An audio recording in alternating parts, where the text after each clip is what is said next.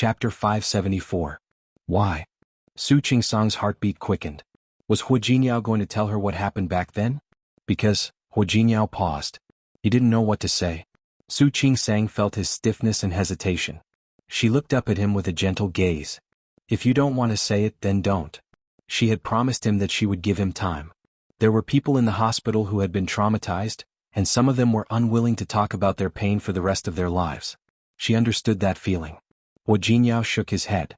In fact, it wasn't that he didn't want to say it. He just didn't know how to say it. There were some things that he thought he had forgotten after more than 10 years, but he hadn't. He clearly remembered every detail, every scene, every word. Those were nightmares that he could not get rid of, but now he was no longer afraid of them. But there were still repercussions. Su Qingsang moved away from his arms and held his hand tightly. Hu Jinyao. She didn't want to see him embarrassed, so she took his hand, walked to the chaise longue in the room and sat down. She held his hand tightly in hers. Her hand was so small that it couldn't completely wrap around his big hand. But even so, she still held his hand tightly and refused to let go. Don't make things difficult for yourself. If you don't want to say it, you don't have to. Hu Jinyao looked at her holding his hand without saying a word. The conflict with Lu Tongjia was still fresh in his mind. Lu Tongjia really hated him. Actually, Lu Tongjia didn't have to hate him. He hated himself too. Didn't I tell you? I'm not the only child my parents have? Su Qingsang already knew, so she wasn't surprised. She didn't respond but just looked at Hu Jinyao. At that moment she knew he only needed a listener. Hu Jinyao could still remember his brother's face, which was 50% similar to his, but older and more mature. He was only 2 years older than him. Back then Hu Jinkai was only 14 years old, but he already looked like an adult. They went to school together and played basketball together. Occasionally he would hear his brother say that he had received another love letter. Then Big Brother would return those love letters tactfully. He was very nice to people. In the beginning he had been nurtured little by old Master Hua. No matter where he was, he would take care of everyone's emotions. Because he had long understood that the two brothers had different personalities, and their future development would also be different. Her brother was the heir of the Hua family and the head of the Hua family. He was different. As the second son he didn't have that much pressure. At that time Hu Jinyao felt so lucky to have such a brother. She shielded him from the wind and rain and shouldered all the responsibilities. A steady older brother who loved to take care of others and a younger sister. Hu Wushuang. Unparalleled in the world, what a great name. It was enough to show that in the hearts of the Hua family's parents, she was their most precious daughter. Hu Jinyao still remembered his sister's cute and childish look. He remembered that she always liked to follow behind him and call him brother, with her childish voice. He still remembered every happy moment when they lived together in this mansion. He and his elder brother liked to play basketball. Every time they came back from a game, Hu Wushuang would cover her nose and say that the sweat on them stinks. She wouldn't mind the smell at all and would throw herself at them, asking them to hug her. Every time he went to school and came home, Hu Wushuang would run to him with her short legs. Brother, you're back? Brother, I missed you so much when you weren't home. Brother, I ate some snacks at home today. It was delicious. Try some too. Brother.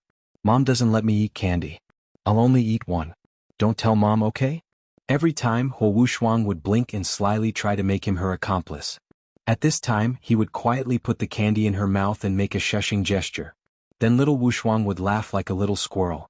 Then she stood up, leaned towards his face and kissed him with a smack sound. She accidentally broke an antique vase that Lu Tongjia liked very much, and then she would cry. However, when she saw him, she would immediately stop crying and raise her hand.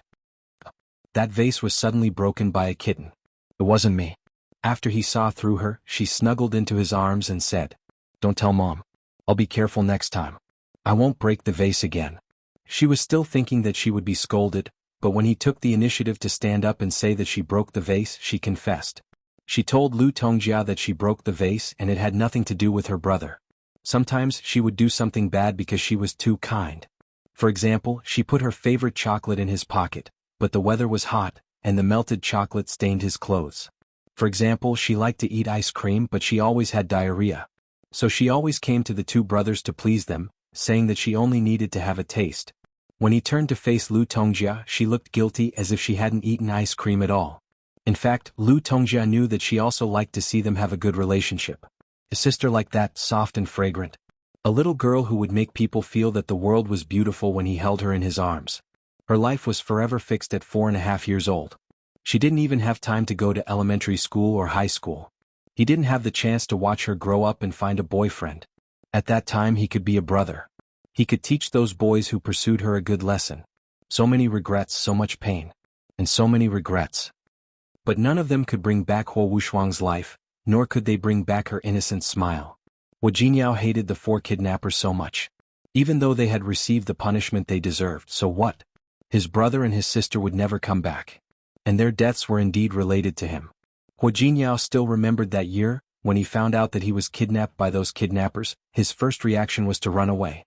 But it was too difficult. It was really too difficult. The kidnappers had guns and their hands and feet were tied. He wanted to break free but there was no way. Hu Jingyao forced himself to calm down. He was a child but not an ordinary child. He couldn't escape. He knew that he couldn't escape. The man named De called the Huo family. He didn't know how the Huo family agreed. 150 million in 3 days. They were willing to pay. Hu Jingyao knew that his parents wouldn't care about 150 million. After all, their lives were priceless to Hu Mingguang and his wife. After the initial panic, Hu Jingyao had calmed down. He knew that at that moment, his anxiety wouldn't solve any problems. Both he and Hu Jinkai were aware of this. The 2 brothers had been brothers for many years, so they had a tacit understanding of each other. They didn't need to say anything more. They could understand each other with just a look. After the call, De had achieved his goal. He was in a good mood. He ordered Liang to buy food. This place was too remote. They had to drive out to buy food. It was getting dark. The sky outside was getting dark. Hu Jinkai and Hu Jinyao were huddled in a corner. The 2 brothers leaned against each other, not saying a word. They had tried to talk, but De would beat them with the butt of his gun. The 2 of them didn't say anything. Hu Jinyao and Hu Jinkai huddled together. Behind them was Huo Wushuang, who was also tied up. Huo Wushuang was younger, so she had been hit. Just now, the kidnappers had thrown her on the ground in an extremely rough manner. Her body couldn't take it, so she was still asleep. The old warehouse was big and cold, even though it was summer at that time. But at night, the temperature was not high. The warehouse was by the sea, and the sea breeze blew over, bringing with it a humid and salty feeling. The wind caused them to shiver, making them feel cold. Even the 2 brothers were like this, let alone Huo Wushuang. Both Hu Jinyao and Hu Jinkai were worried that Huo Wushuang would catch a cold. Together, they shielded Huo Wushuang's small body with their bodies, trying to protect her from the cold wind. Liang bought some food and came back. The gangsters took their own lunch boxes and started eating. No one gave the Huo siblings anything to eat. Wang Ming asked, but Brother De glared at him coldly. What? You feel sorry for them? Don't worry. 1 or 2 meals won't kill me. Hu Jinyao and Hu Jinkai didn't want to eat their food either. But if they didn't eat, they would be tied up for 3 days. 3 days later they would probably starve to death. Whatever Hu Jinyao could think of, the criminals could naturally think of as well. Chen Si glanced at the Huo siblings before turning to look at De. Brother De, let's give them something to eat. Otherwise they will starve to death on the day of the ransom. That's not good. De glanced in their direction. He agreed. Hu Jinyao thought that Chen Si was a good person when he mentioned it. He walked up to them and put down the lunch boxes but didn't put down his chopsticks. He didn't even untie the Huo siblings. I'm sorry, young masters. What about you? Are you going to eat on your stomach? Hu Jinyao and Hu Jinkai were tied up and lying on the ground. If they really wanted to eat the lunch boxes on the ground, they would have to lie on their stomachs. As the young master of the Huo family, Hu Jinkai had never been humiliated like this before. He raised his foot to kick Chen Si, but Hu Jinyao stopped him. However, she was stopped by Hu Jinyao. He was also angry. He was angry. But they had guns and the others had knives. They were no match for them. If they really fought, they would be at a disadvantage. With that in mind, Hu Jinyao wouldn't let Hu Jinkai resist. After all, he had heard many stories like this when he was in the army with Zhang Yichen. Hu Jinkai was the eldest son of the Huo family, so he calmed down quickly.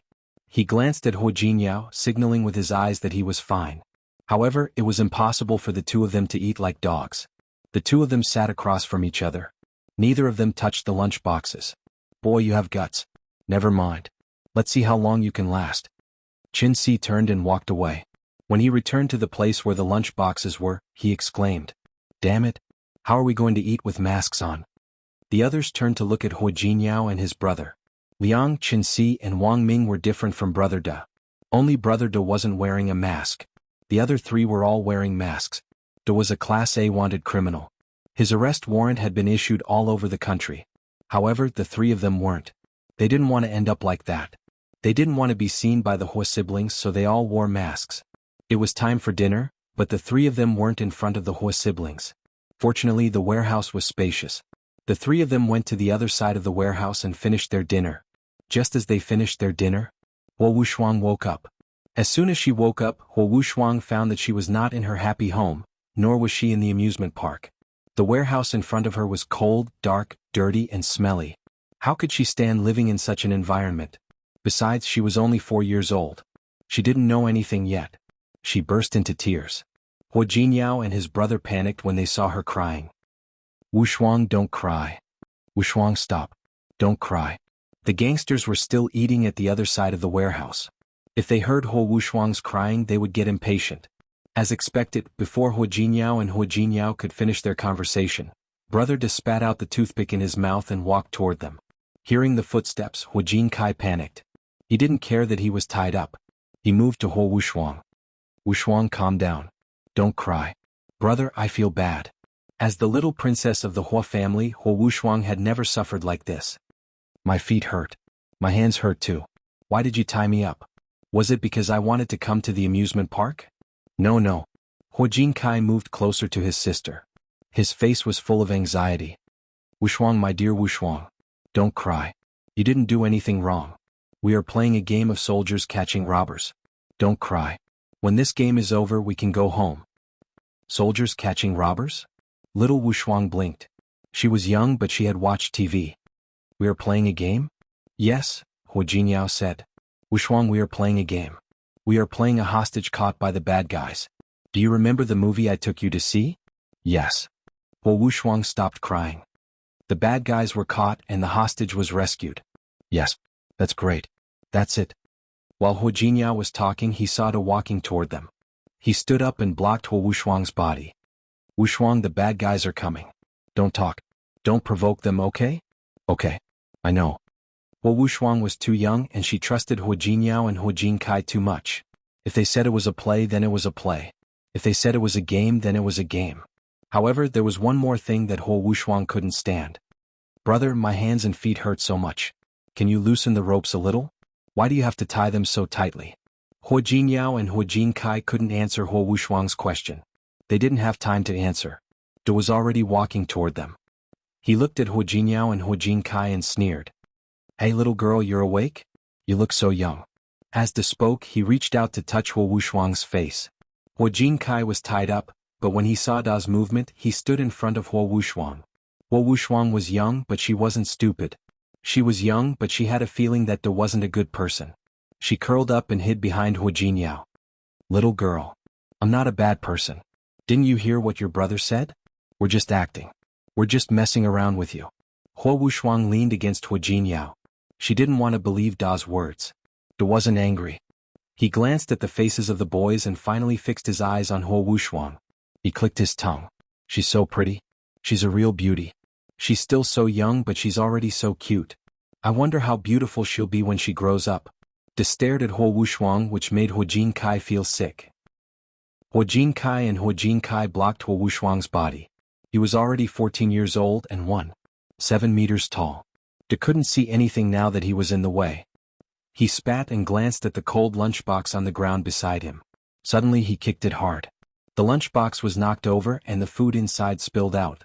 Da looked at Hua Jinyao and Hua Jinkai. I'm so sorry. I didn't see your feet. You can eat it like this. The food on the top should still be edible. Hua Jinkai and Hua Jinkai clenched their teeth again. However, they both managed to hold back their anger. Da found it boring.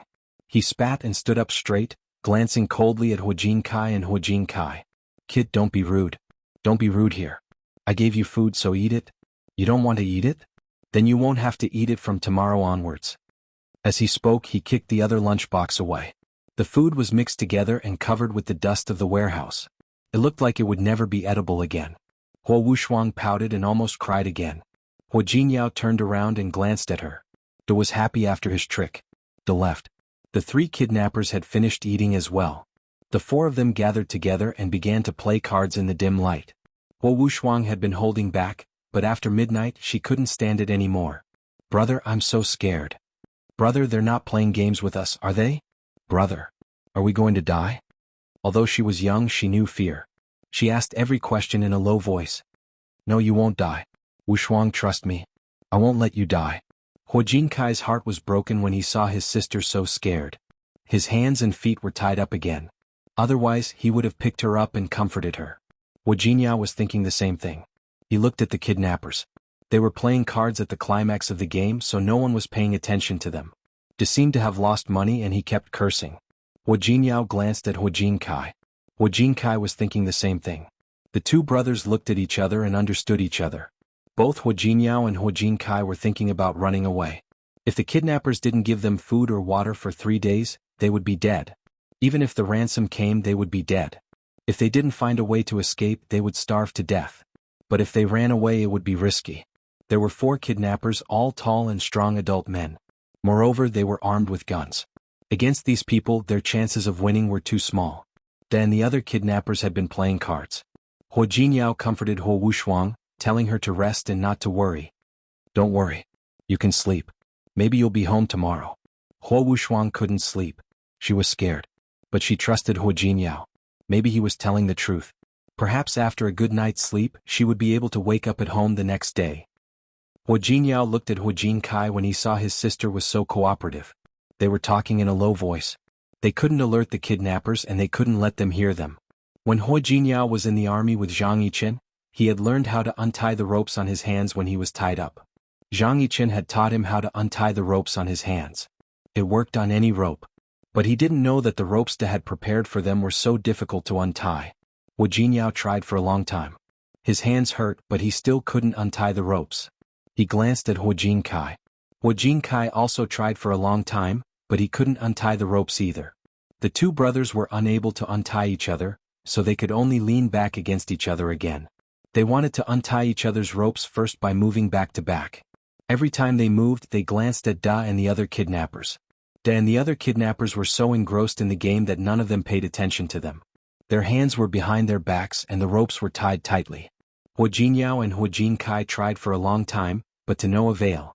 By then, Da had been playing cards for almost the whole night. Damn it, I don't believe I can't win.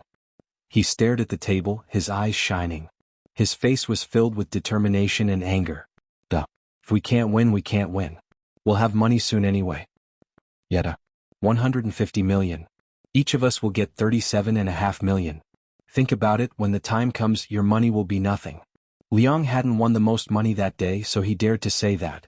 De glanced at Huo Jinkai and Huo Jinkai, only to find that they were still sitting there quietly. He turned around, pulled out a card and threw it out. What's this? Let me tell you. Who doesn't want more money? Huo Jinyao and Huo Jinkai had a hard time untying the ropes. They were waiting for the kidnappers to go to bed. They wanted to hurry up. However, they didn't expect that the kidnappers would stay up all night. They had no intention of stopping to rest. Huo Wuxia was tired from crying. She had already fallen asleep. Huo Jinyao spent a long time untying the ropes on Huo Jinkai's wrists. He didn't dare untie them. He could only wait for them to go to bed. Huo Jinyao and Huo Jinkai were very sleepy, and the places where they had been kicked by Da were hurting. They stayed alert, waiting for Da and the other kidnappers to go to bed. Chapter 575. Neither Huo Jinyao nor Huo Jinkai had ever experienced anything like this.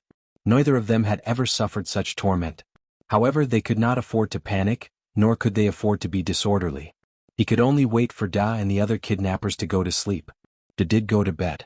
Before going to bed, he walked over to Huo Jinkai's side and pointed the gun at Huo Jinkai and Su Qingsang.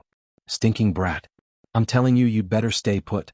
This way, when Grandpa wakes up tomorrow, he might be in a good mood and untie the rope for you to eat.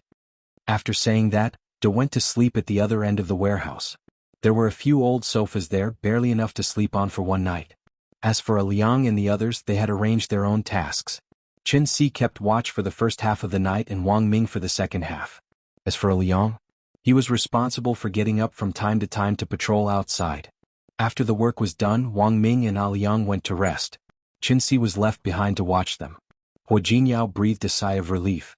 As long as the other party went to rest, his chance had come. That was what he really thought. He waited for the criminals to fall asleep. He turned to look at Huo Jinkai. She signaled with her eyes that they could begin now. Huo Jinkai nodded. Using his body as a shield, he untied all the ropes around his hands. So did Hu Jinyao. The two of them didn't dare to untie the ones on their feet in one breath. He was afraid that the noise would be too loud and alert the criminals. After he untied his own hands, he started to untie Huo Wushuang's body. Huo Wushuang had hit her head and was knocked unconscious by the criminal. After she woke up, she cried for a long time. She was so tired that she didn't wake up even after the rope was untied. Hu Jinyao glanced at Dada's eyes were closed, and he seemed to be sleeping soundly. Meanwhile, Qinxi sat by the mahjong table and smoked. He puffed out a cloud of smoke and did not look over. Wang Ming, who had been keeping watch for the second half of the night, had already gone to bed. Only a Liang was left patrolling outside. Hu Jinyao and Hu Jinkai communicated with each other through their eyes. In fact, what they were going to do next was quite risky. But in order to escape, they couldn't care less. The two brothers' plan was very simple. They would escape when they were asleep and their guard was at its weakest. The other side only had 4 people while they had 2. Hu Jinkai worked out regularly, so he was in good shape. Although Hu Jinyao was 2 years younger, he had already been in the army. Neither of them looked short, so there was still hope if they worked hard. The two of them wanted to deal with Qinxi first. It would be best if he could land a hit and knock Qinxi unconscious. Wang Ming and Brother Do were asleep, so he didn't want to disturb them. The warehouse was huge. As long as they escaped from this warehouse, they should be safe when they ran outside. Hu Jinkai loosened the ropes that bound the 3 men's legs. He looked at Hu Jinyao. She whispered in his ear. I don't think so. The opponent had a gun. If we can't escape, we'll be in danger. But if we don't escape, we'll still be in danger. Hu Jinyao pursed his lips and glanced at De. That person had a gun, but he wasn't wearing a mask. How do you know that he will really follow the agreement and let you go after getting the money? The other party didn't even cover his face. It was obvious that he wasn't afraid of them testifying against him. It was very likely that the enemy had no intention of letting them return home safely. They wanted to kill the hostages after getting the money. Hu Jinyao's analysis made sense. However, Hu Jinkai had a different idea. He masked his face, but the others haven't. Maybe we still have a chance. Hu Jinyao never liked to pin his hopes on others. If he had a chance to escape, why wouldn't he? Hu Jinkai was mature and steady. He didn't think this was a good plan. Jinyao, there are too many of them. They're not just one person. How about we wait a little longer? He trusted the police and his family to get them out. It wasn't that Hu Jinyao didn't trust them, but that would be too long. He glanced at Huo Wushuang. We can wait here. What about Wushuang? They were not young anymore and they were boys. They didn't care if it was cold or hungry for a few days. But Wushuang was only 4.5 years old. How could they let Huo Wushuang suffer here for 3 days? When Hu Jinyao mentioned Huo Wushuang, Hu Jinkai hesitated. Yes, they could stay here for 3 days. They could wait for their parents to pay the ransom and get them out. But Huo Wushuang was so young. What would happen if she stayed here for 3 days? Hu Jinkai didn't hesitate anymore. He nodded at Hu Jinyao. The two of them decided to escape together. Hu Jinkai was older, so he carried Huo Wushuang. Hu Jinyao knocked Qinxi out. Then they could leave the warehouse without alerting Da and Wang Ming. The door of the warehouse was closed. If they wanted to go out, they would definitely make some noise. Liang, who was guarding the warehouse, would be alerted. So, the best solution was for the two of them to take down 3 of the hostages at the same time. That wasn't realistic. Although Hu Jinyao had trained in the army for a few days, he wasn't so arrogant as to think that the two of them could take down 2 of the hostages at the same time. So, the last solution was to knock Qinxi out and then run away. Hu Jinyao asked Hu Jinkai to carry Huo Wushuang. He sat there and pretended to stretch his limbs. Qinxi was smoking and puffing out smoke. His vision wasn't very clear. Besides, he wasn't looking at them. Hu Jinyao knew that he had to hit Qinxi. He quickly got up and quietly walked behind Qinxi. When he was unprepared, he hit the back of Qinxi's head hard. Qinxi fell to the ground. Hu Jinyao didn't know if he was dead or alive. Hu Jinyao didn't want to make any noise and wake Da and Wang Ming up. He used all his strength to hold Qinxi steady and then made him lie on the table. The first step was successful. Hu Jinyao felt relieved and turned to look at Hu Jinkai. He had Huo Wushuang on his back. Hu Jinyao glanced in Da's direction.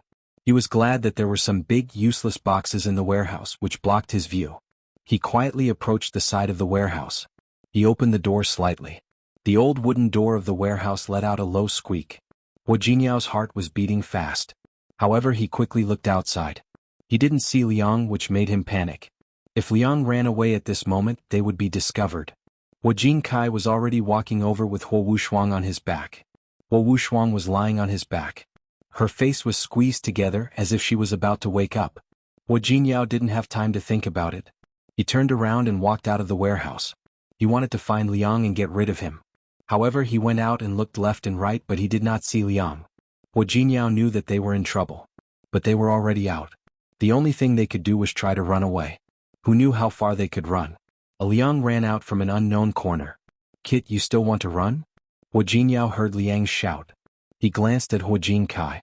"Brother, run." He told Hu Jinkai to go first while he stayed to deal with Liang. Liang shouted into the warehouse. The kid is running away." Hu Jinyao knew that the situation was not good. He signaled Hu Jinkai to run, while he threw a punch at Liang. "Kid. Not bad." Liang didn't expect Hu Jinyao's sudden move and was hit. He spat out a mouthful of blood with a grimace on his face. When Hu Jinyao swung his fist at him again, he grabbed his fist and punched him with the back of his hand. Hu Jinyao didn't expect Liang to be so good at martial arts. He was hit as well. Hu Jinyao took the punch. The opponent's punch was fierce and heavy. He couldn't help but let out a low cry. Hu Jinkai didn't expect his brother to be hit. He stopped and looked at Hu Jinyao, wanting to help. The night was too dark. The only source of light was the reflection of the fire in the warehouse. Hu Jinyao saw what Hu Jinkai was doing. He panicked. He didn't even care about the punch on his face. "Brother, run. Don't worry about me. Hurry up and run." Hu Jinkai glanced at him, gritted his teeth, and carried Hu Wushuang on his back. He didn't expect Hu Wushuang to wake up at that moment. It was too cold outside. She heard Hu Jinyao's voice again. She woke up. It was so dark. She was scared. Before she could cry out, she saw out of the corner of her eye that Hu Jinyao was being beaten. She was too young to see it clearly at first. When she saw it clearly, she burst into tears. "Don't hit my brother. Don't hit my brother. Stop. Don't hit my brother. Brother? Brother." She struggled to get off Hu Jinkai's back. Hu Jinkai was worried about Hu Jinyao. He lost his balance and let Hu Wushuang jump off his back. "Wushuang." Hu Jinyao and Hu Jinkai both saw Wushuang's movement and shouted. But it was useless. Wushuang was already running toward Hu Jinyao. At the same time, Da and Wang Ming woke up with a start. Even Qin Si was woken up by Da's kick. "Wushuang." Hu Jinyao was desperate. He saw Hu Wushuang's small body run toward them. Liang punched her in the face several times. "Wushuang, run. Run with big brother. Don't come near me." "Wushuang." He was punched in the face again. Liang kicked Hu Jinyao. His body flew out and Hu Wushuang cried even harder. She rushed to Hu Jinyao. "Brother. Brother. Wushuang, run." Hu Jinyao hated himself. He really hated himself. He hated himself for not being careful. He hated himself for thinking that there were so many things he could do when he was older. He hated himself for suggesting that they should run. He was hit by Da and watched helplessly as Da picked up Wushuang's body. Hu Jinkai rushed over and threw a punch at Da. Da kicked him away and threw Wushuang's small body to the ground. "Wushuang." The two brothers screamed at the same time. In the night sky, Hu Wushuang's cries sounded so mournful and painful. "Wushuang." The two brothers quickly got up and tried to run to Hu Wushuang. But it was useless. Hu Jinyao had already been restrained by Wang Ming and Qin Si, who had run out. Liang blocked Hu Jinkai's way. He kicked him a few times and punched him. Although he was only 14, he was as tall as an adult. But he was not as tall as Liang. They didn't know that Liang was a boxer until later. How could they win against a boxer like him when they were so young? Hu Jinyao was punched by Qin Si. "You little bastard. How dare you hit me? Kid, you must be tired of living. You're good. Come on, hit me." Hu Jinyao didn't know how many times he had been hit. But none of the pain was comparable to the pain he felt when Da picked Hu Wushuang up. "Let her go. Let her go. Do you hear me? Let her go." His cry was incomparably mournful. But it was useless. Da threw Hu Wushuang's body again. She cried even harder. At this moment, Da didn't forget to give him a kick. He didn't know where he kicked, but Hu Wushuang stopped crying. On the other side, Hu Jinkai had been beaten up for so long that he was on the verge of collapsing. Hu Jinyao had never experienced such despair. He yelled at Da, "Let them go. Let them go. I'm telling you, it's useless to kidnap them. My mother didn't give birth to them. My mother won't pay a ransom for them. They are illegitimate children of the Hua family. Do you hear me? It's useless to kidnap them. Let them go. You let them go. He kept repeating those words, shouting himself hoarse. De was annoyed. He walked over to Hu Jiniao. He kicked Hu Jiniao in the stomach. Kid, trying to be a hero? You think you can do that? Don't run? Run. Why don't you run? Illegitimate children? Illegitimate children? Do you think I'll believe you? Hu Jiniao looked like he was in love with his sister. Who would believe that? I'm telling the truth. He had been punched so many times by Liang that he couldn't take it anymore. Hu Jinkai was being punched even harder than he was. Hu Jiniao endured the pain in his stomach and spoke today. You want a hostage? One is enough. Let them go. Do you hear me? Bam. He was hit in the stomach again. He bent over in pain. De stopped in front of him. Brat, trying to act in front of me, you're still too inexperienced. Let me tell you. You want to pretend to be a hero? You can't pretend to be me. Hu Jiniao's body was in so much pain that he could barely feel anything. But Da's words made him feel more desperate than pain. The next 2 days were like a nightmare for him. No matter how many times he repeated what he had said, no matter how hard he tried to convince Da that Hu Jinkai and Hu Wushuang were illegitimate children and that they should let them go, it didn't work. He watched helplessly as Da tortured Hu Jinkai. They would beat Hu Jinkai when he woke up. Hit him in front of his face. While beating him he said, Kid, we're doing this for you. If he died, your family's property will belong to you alone. Hu Wushuang was seriously injured. The next day he fell into a coma with a high fever. Hu Jiniao had begged for mercy. He even knelt down before Da. I beg you, please let go of my sister. She is only 4 years old. She wouldn't remember anything. You can find a hospital and leave her there. I beg you. Kid, what? You want us to go downtown so the police can arrest us? You wish. Da didn't fall for his trick. Hu Jiniao was furious. My mother has wanted to get rid of them for a long time. If you really let them all die, she'll be happy if you let them all die. He was punched again. Da stared at his face and said angrily, Don't worry. Kid, we still have you, don't we? You're still in our hands. Don't worry, kid. You like to pretend to be a hero, so I'll let you be one. You like to be a hero, so I'll let you be one. But don't even think about escaping. You can't get away. 3 days. 3 whole days. Soft and hard, good and bad. Hu Jiniao said everything he wanted to say. But he couldn't soften Da's heart. On the 3rd day he was even more desperate. He saw that Da was the only one who didn't wear a mask. On the 3rd day Chen Si and the others didn't wear masks anymore. What did that mean? He knew it better than anyone else. They would kill the hostages. There was no way he could survive that day. The great despair filled him with regret and pain. Why did he have to be brave? Why did he have to run that night? If they had been hostages, if he hadn't encouraged Hu Jinkai to run away, would they have been able to live safely? He didn't know. He didn't have an answer. On the 3rd day his limbs were tied up and he was beaten badly. He could only watch as Hu Wushuang's breathing became heavier and heavier. No matter how hard he screamed, Wushuang didn't open her eyes. At that moment he screamed in despair. Wushuang. Wushuang. His little sister. She wasn't even 5 years old. How could she die like this? Ah.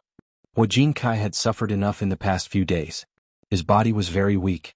When he heard Hu Jinkai scream, he opened his swollen eyes. He saw Wushuang lying on the ground without a sound. Hu Jinkai screamed even more desperately than Hu Jiniao. However, Hu Jinkai hadn't eaten for days and had been beaten all day. His voice was hoarse. He screamed, and when Da and the others came over, he rushed up and knocked Da down without a care. Da was angry. His gun was in his pocket. He fired at Hu Jinkai. Hu Jinkai's body fell to the ground. But this time Hu Jiniao didn't even know how to scream. He stared at Hu Jinkai and Hu Wushuang in front of him. He couldn't believe that the big brother he respected the most and the little sister he loved the most were gone just like that. Brother? Wushuang? Stop playing.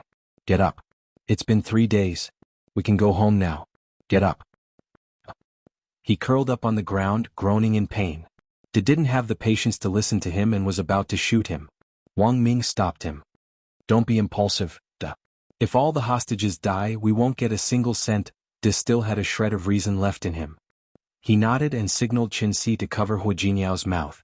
Still angry, he kicked Hu Jiniao a few more times. Finally, he let Hu Jiniao go. Hu Jiniao couldn't feel the pain anymore. 3 days. 3 whole days. He was tortured both physically and mentally. His willpower had long since been exhausted. He fainted. His last thought before he lost consciousness was that he could finally be reunited with Hu Jinkai and Hu Wushuang. That was good. The three of them could still be brother and sister. What he didn't know was that the case was so big that it had alarmed many people. Although the Hua family was anxious, they thought that the hostages wouldn't kill them for the money. By the time they found the 4 hostages and subdued them, Hu Jinkai and Hu Wushuang were gone forever. As for Hu Jinyao, he didn't know if it was because he was physically strong or because he had a strong will. He was in a coma for 3 whole days. Finally he woke up. Many things had happened while he was in a coma. For example, Da and the others had tried to reduce their crimes. They claimed that Hu Jinkai's 2 lives were manslaughter. Of course that was impossible. Hu Wushuang hadn't been killed by Da. But she was only 4 years old. She had been seriously injured and couldn't have survived. Hu Jinkai had killed her on purpose. It was true that Da had killed Hu Jinkai. But he said that he didn't want to kill Hu Jinkai. Hu Jinyao had asked him to. He also told the police what Hu Jinyao had said when he was pretending to be a hero. Look, comrade police, he was the one who asked us to kill him. Because if his brother and sister died, he would have a share of the family property. In order to reduce his crime, Da lied. Of course, the police didn't believe him. However, the other gangsters all insisted that Hu Jinyao had indeed said that. The transcript was not open to the public. Even the trial was not open. However, Lu Tongjia and the other members of the Hua family could see the transcript. Lu Tongjia had lost 2 children. She was already in a very bad mood. When he thought of what the note said, he was naturally quite angry and furious. When she went to see Hu Jinyao, she heard him talking in his sleep. I'm telling you, it's useless to kidnap them. My mother didn't give birth to them. My mother won't pay a ransom for them. They are all illegitimate children of the Hua family. Do you hear me? It's useless to kidnap them.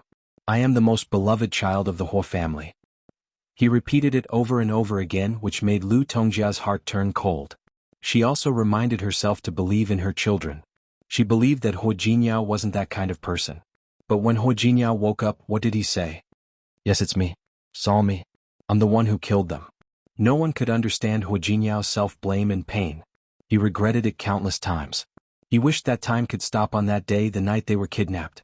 If that happened, he would be humble, would never stand up for them, and would never try to be a hero. He would definitely do everything he could to ensure that everyone, including his brother and sister, would survive. But there were no ifs in life. What had happened would not give him a chance to regret. He was 12 years old. He was a child. He could use such an excuse to explain his behavior. However, he could not overcome his own conscience and his own feelings. So for so many years, he knew that Lu Tongjia had misunderstood him. He knew that Lu Tongjia deliberately made things difficult for him. But he never explained it. Chapter 576. I'm the one who killed them. After that, there was a strange silence in the room. Su Qingsang looked at Hu Jinyao. She couldn't believe that there was such a person in the world. Because he felt that he had killed his brother and sister, he didn't explain himself even though he knew that his mother had misunderstood him. For so many years, he had endured such misunderstandings alone. What kind of pain was it to endure such torment? Su Qingsang felt a sharp pain in her heart. The pain made her realize that her face was covered with tears. People always hoped for miracles in life, but most of the time, there were no miracles in the world. The deaths of Hu Jinkai and Hu Wushuang were both regrettable. Something that shouldn't have happened had happened. It was already a tragedy. No matter how much Hu Jinyao regretted it, he couldn't save his brother and sister's lives. He couldn't forgive himself.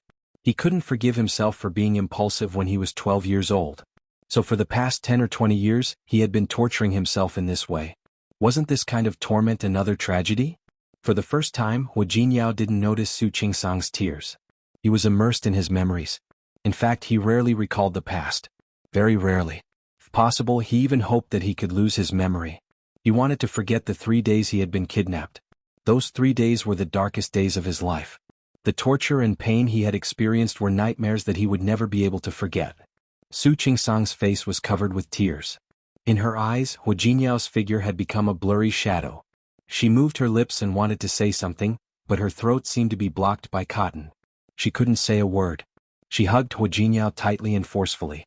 Hu Jinyao stood there without moving. His body was very stiff. He was completely immersed in the emotions brought about by the kidnapping. After so many years, he had no one to talk about his self-blame and guilt. He had no one to talk about the pain of losing his family. Who should he talk to? The whole family? They were all suffering the same pain as him.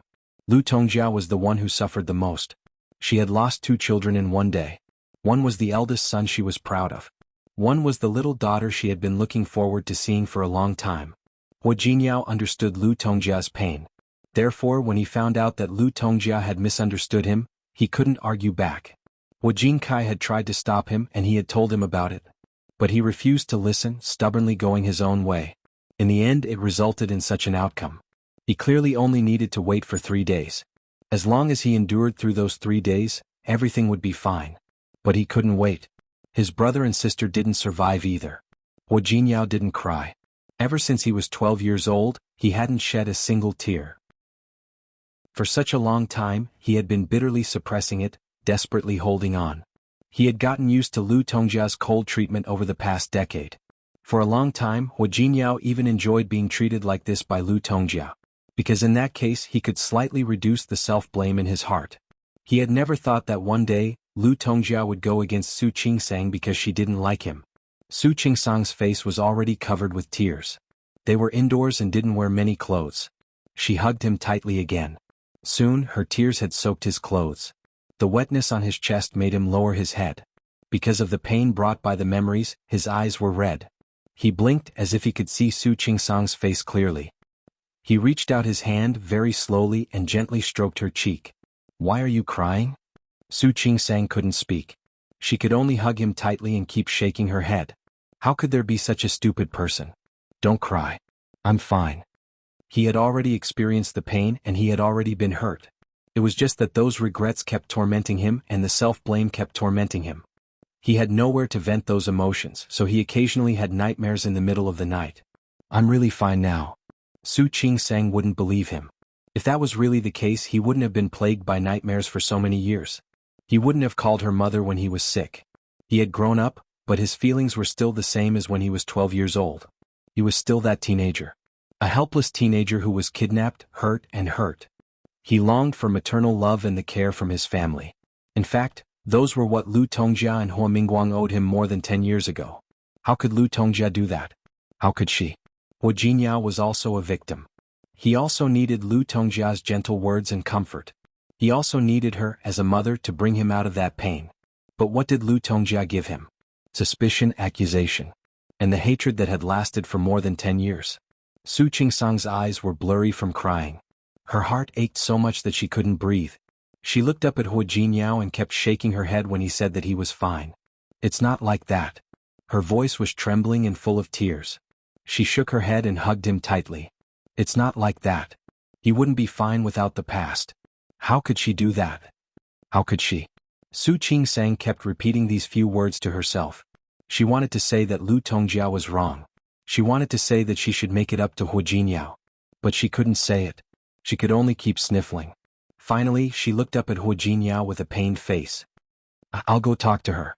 She let go of him, turned around and rushed to Lu Tongjia's room. "I'll go now." She wanted to make it clear to Lu Tongjia. She had already lost a son and a daughter. Now did she want to lose another child as well? People's hearts were the easiest to be hurt, and it was difficult to heal after it was hurt. Lu Tongjia was wrong. Since she was wrong, then let her fix this mistake. Hua Jinyao subconsciously grabbed her. When she was about to rush out, he pulled her back into his arms. "Don't go. Hua Jinyao. You don't need to say it." Hua Jinyao looked at her face, raised his hand, and used his palm to wipe away the tears on her face little by little. He wiped very slowly. He looked at her, and his expression had returned to its usual calmness. "There's no need to say it." Hua Jinyao pursed his lips and his handsome face was indifferent. It's hard for her too. Lu Tongjia's pain was no less than his. It would only be more than his. For so many years, the nightmare had tortured him for as long as it had tortured Lu Tongjia. There had been a time when Lu Tongjia couldn't get out of that nightmare no matter how hard she tried. Every night she couldn't sleep and woke up with a start. Hua Jinkai and Hua Wushuang were both born after she carried them for 10 months. Especially Hua Wushuang. Her departure was the pain of the entire Hua family. Lu Tongjia's pain was transferred after she misunderstood him. She felt better after she transferred the pain, the anger, and the hatred of loss to him. Hua Jinyao knew that. He knew all that. That was why she didn't want to explain anymore. Let it be. If there had to be someone who had to bear the responsibility for these losses, then let him do it. He owed it to Lu Tongjia. It was all his fault. Su Qingsang's tears were wiped away by Hu Jinyao, but her eyes were still red. She opened her eyes and looked at Hu Jinyao in a daze. Hu Jinyao, I'm really fine. Hu Jinyao didn't know how many times he had said that today. Even though he knew that Su Qingsang wouldn't believe him, even though he knew that he was just lying to himself, Su Qingsang didn't want to argue anymore. She stood on her tiptoes and kissed his lips gently and slowly. She traced the shape of his lips carefully. His lips were very beautiful and sexy. They weren't thick and were slightly thin. Some people used to say that people with thin lips were also thin. But now she felt that his lips were just right. They were soft and bright red just like his heart. She kissed him and tears fell again. Finally she couldn't kiss him anymore. Tears rolled down her cheeks. She blinked them away and hugged him tightly. Hu Jinyao hugged her as well. The front of his shirt was wet again with her tears. He tightened the grip on his arm. He lowered his head and kissed her forehead, her eyelids, and kissed away all her tears. Finally he kissed her lips. She stopped at the first touch and hugged him again. They didn't speak again. They just hugged each other like that. Time seemed to stand still. He needed time and so did she. She slowly calmed herself down. She stopped crying. Her eyes were still swollen. He lowered his head to look at her and sighed softly. It's okay. It's okay. Let's go and wash your face. Apply it to your eyes or you'll feel uncomfortable later. They were going to have dinner together tonight. If she went with her face like that, she would probably attract attention. Su Qingsang sniffled and nodded heavily. Hu Jinyao held her hand and walked towards the bathroom. Neither of them spoke again. Su Qingsang let him bring a towel, fill it with water, wring it, and gently wipe her face. His movements were very gentle, as if he was wiping some treasure. Su Qingsang blinked. After Hu Jinyao withdrew his hand, she spoke very softly. Hu Jinyao, have you ever thought about leaving the Hu family? Or leaving Chanyu Group? Hu Jinyao stopped wringing the towel. He glanced at her and nodded. Then, it's not that I don't want to. I can't. Old Master Hu knew all about his pain and suffering. Old Master Hu was well aware of Lu Tongjia's pain and suffering.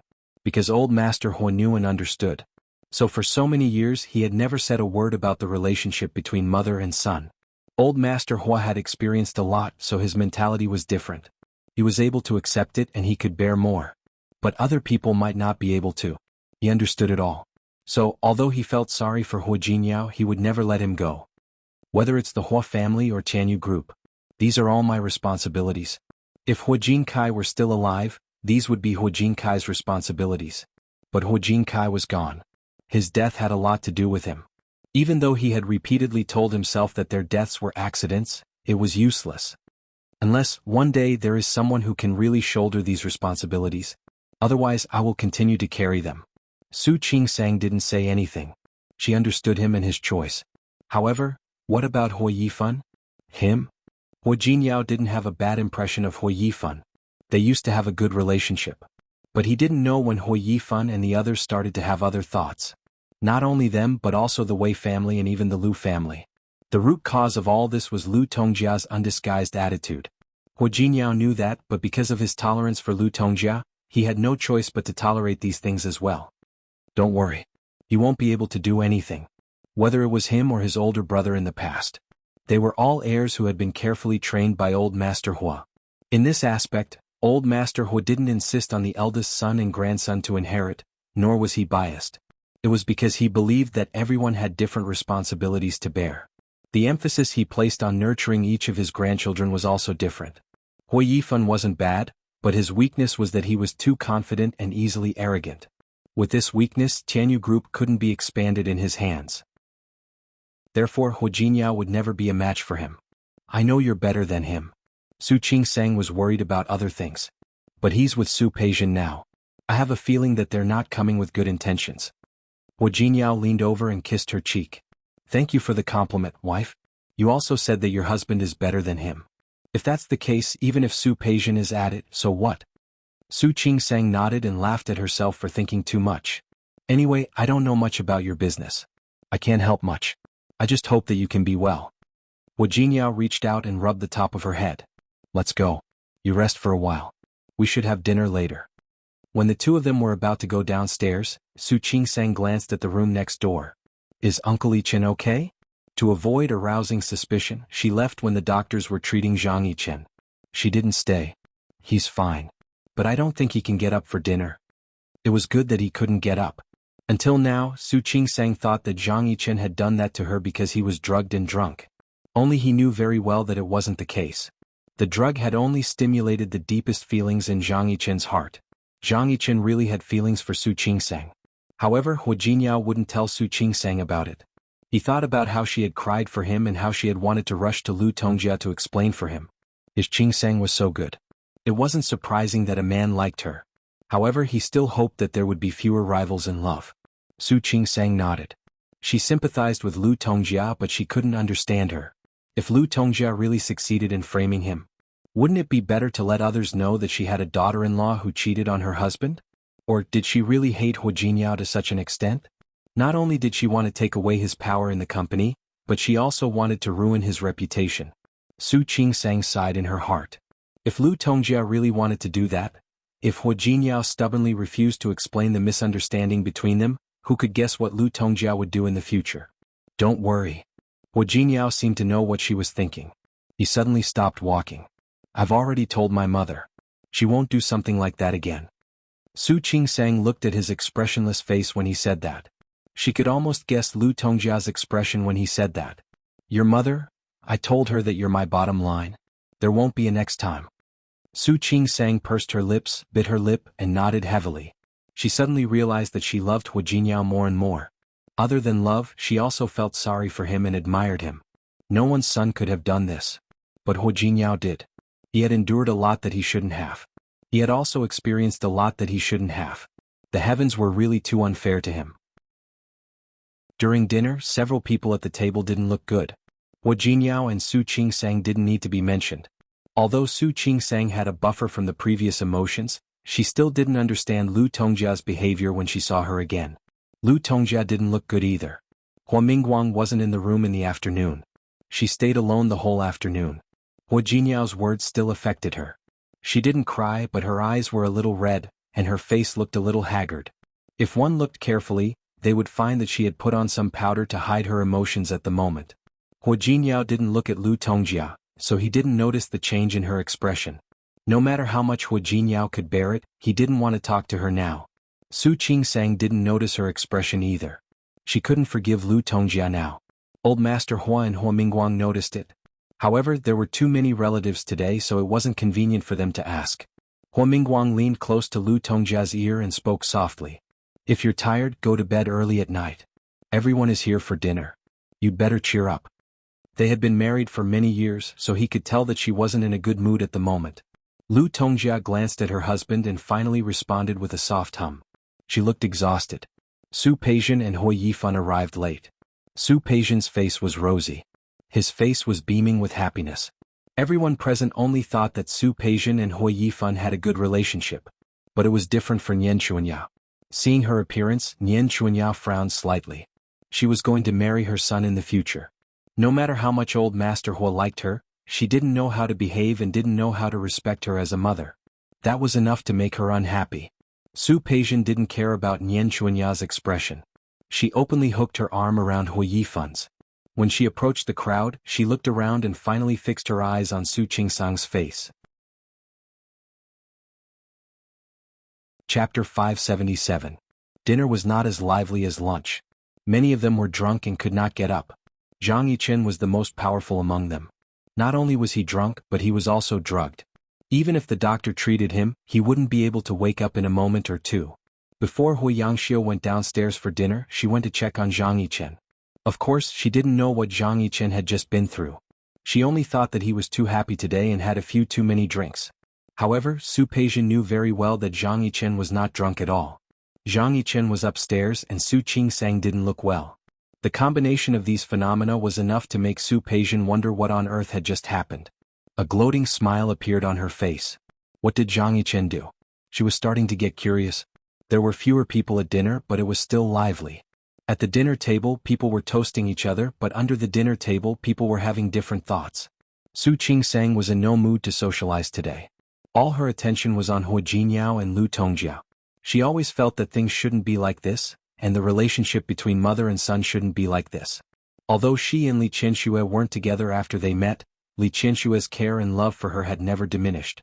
He would video call her every day and send her messages frequently. Her words were filled with concern. She understood Li Qianxue's thoughts. She had missed out on the mother-daughter relationship for so many years, and she wanted to make up for it. What about Lu Tongjia? Hu Jingyao had grown up. If Lu Tongjia really wanted to make it up to him, what could she do? More importantly, Lu Tongjia probably wouldn't even think of asking for compensation. She couldn't help but look at Lu Tongjia.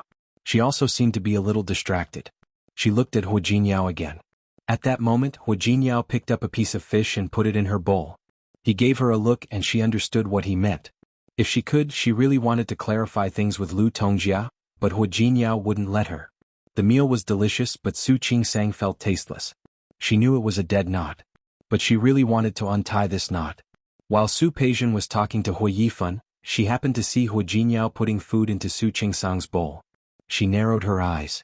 Could it be that Zhang Yichen didn't do what she expected? How could this be? If Zhang Yichen didn't have any medicine, then what she had done today would have been for nothing. She looked down and bit her lip. There was a hint of a cold smile in her beautiful eyes.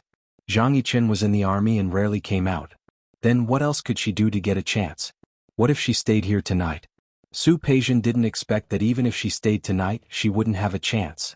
During the Dragon Boat Festival, Li Junxing also went to Rong City. Hu Jingyao went to the party with them. In the past, he would have asked Zhang Yichen to come along. But not today. Yesterday's incident had created a barrier in his heart. He thought that he might not be able to be as honest with Zhang Yichen as he used to be. The only thing that made Hu Jingyao feel a little better was that Su Qingsang didn't know what Zhang Yichen was thinking. Zhang Yichen woke up the day after the Dragon Boat Festival. He was a soldier and had a strong will. If it wasn't for the special situation yesterday, he would never have allowed himself to make a mistake.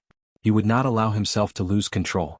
But he didn't expect that he would still get drunk despite all his precautions. Forget about getting drunk. How could he lose control? Zhang Yichen rubbed his temples. There was a part of his memory that he didn't remember yesterday. But there was a part that was especially clear. He thought that he was hallucinating when he was hugging a woman and hugging Hu Jingyao when he was drunk. At that moment, he could only feel lucky that he didn't lose control in front of Su Qingsang. He didn't know that he had already lost control in front of Su Qingsang. He didn't know that he had already lost control in front of Su Qingsang. Fortunately, Su Qingsang knew that he was drugged and drunk. Zhang Yichen didn't know that he was drugged. He only knew that he was drunk. He could hold his liquor well. In the past, when he was drunk, he only slept. That was why he could drink without worry. But why did he lose control yesterday? Zhang Yichen didn't understand, but he was sure of one thing. Hu Jingyao he knew. He buried his face in his palms. He wanted to keep it a secret. What should he do now? Su Peijian didn't look very good after leaving the Hu mansion. Su Qingsang didn't stay at the Hu mansion yesterday. She left with Hu Jingyao after dinner. Seeing how Hu Jingyao cared for her when she left, Su Peijian knew that what Zhang Yichen did yesterday didn't affect her at all. That made her very unhappy. Her plan failed. She didn't know when she would get another chance like this. She was very anxious about this, and it was easy to see how she felt. Her expression was so obvious that even Hui Yifan noticed it. What's wrong? Nothing. Su Peijian didn't want to tell Hui Yifan that she had set Zhang Yichen up. She knew very well that if she told Hui Yifan about it, he would probably object because of Hui Yangxiu's relationship with old Master Hua. My intuition tells me that the bad thing you wanted to do just now failed. Isn't that right? Hui Yifan was a smart man. He knew from Su Peijian's expression that her plan must have failed. He curled his lips and smiled wickedly. Don't tell me that you tried to set Su Qingsang up today and failed. Yes, I failed.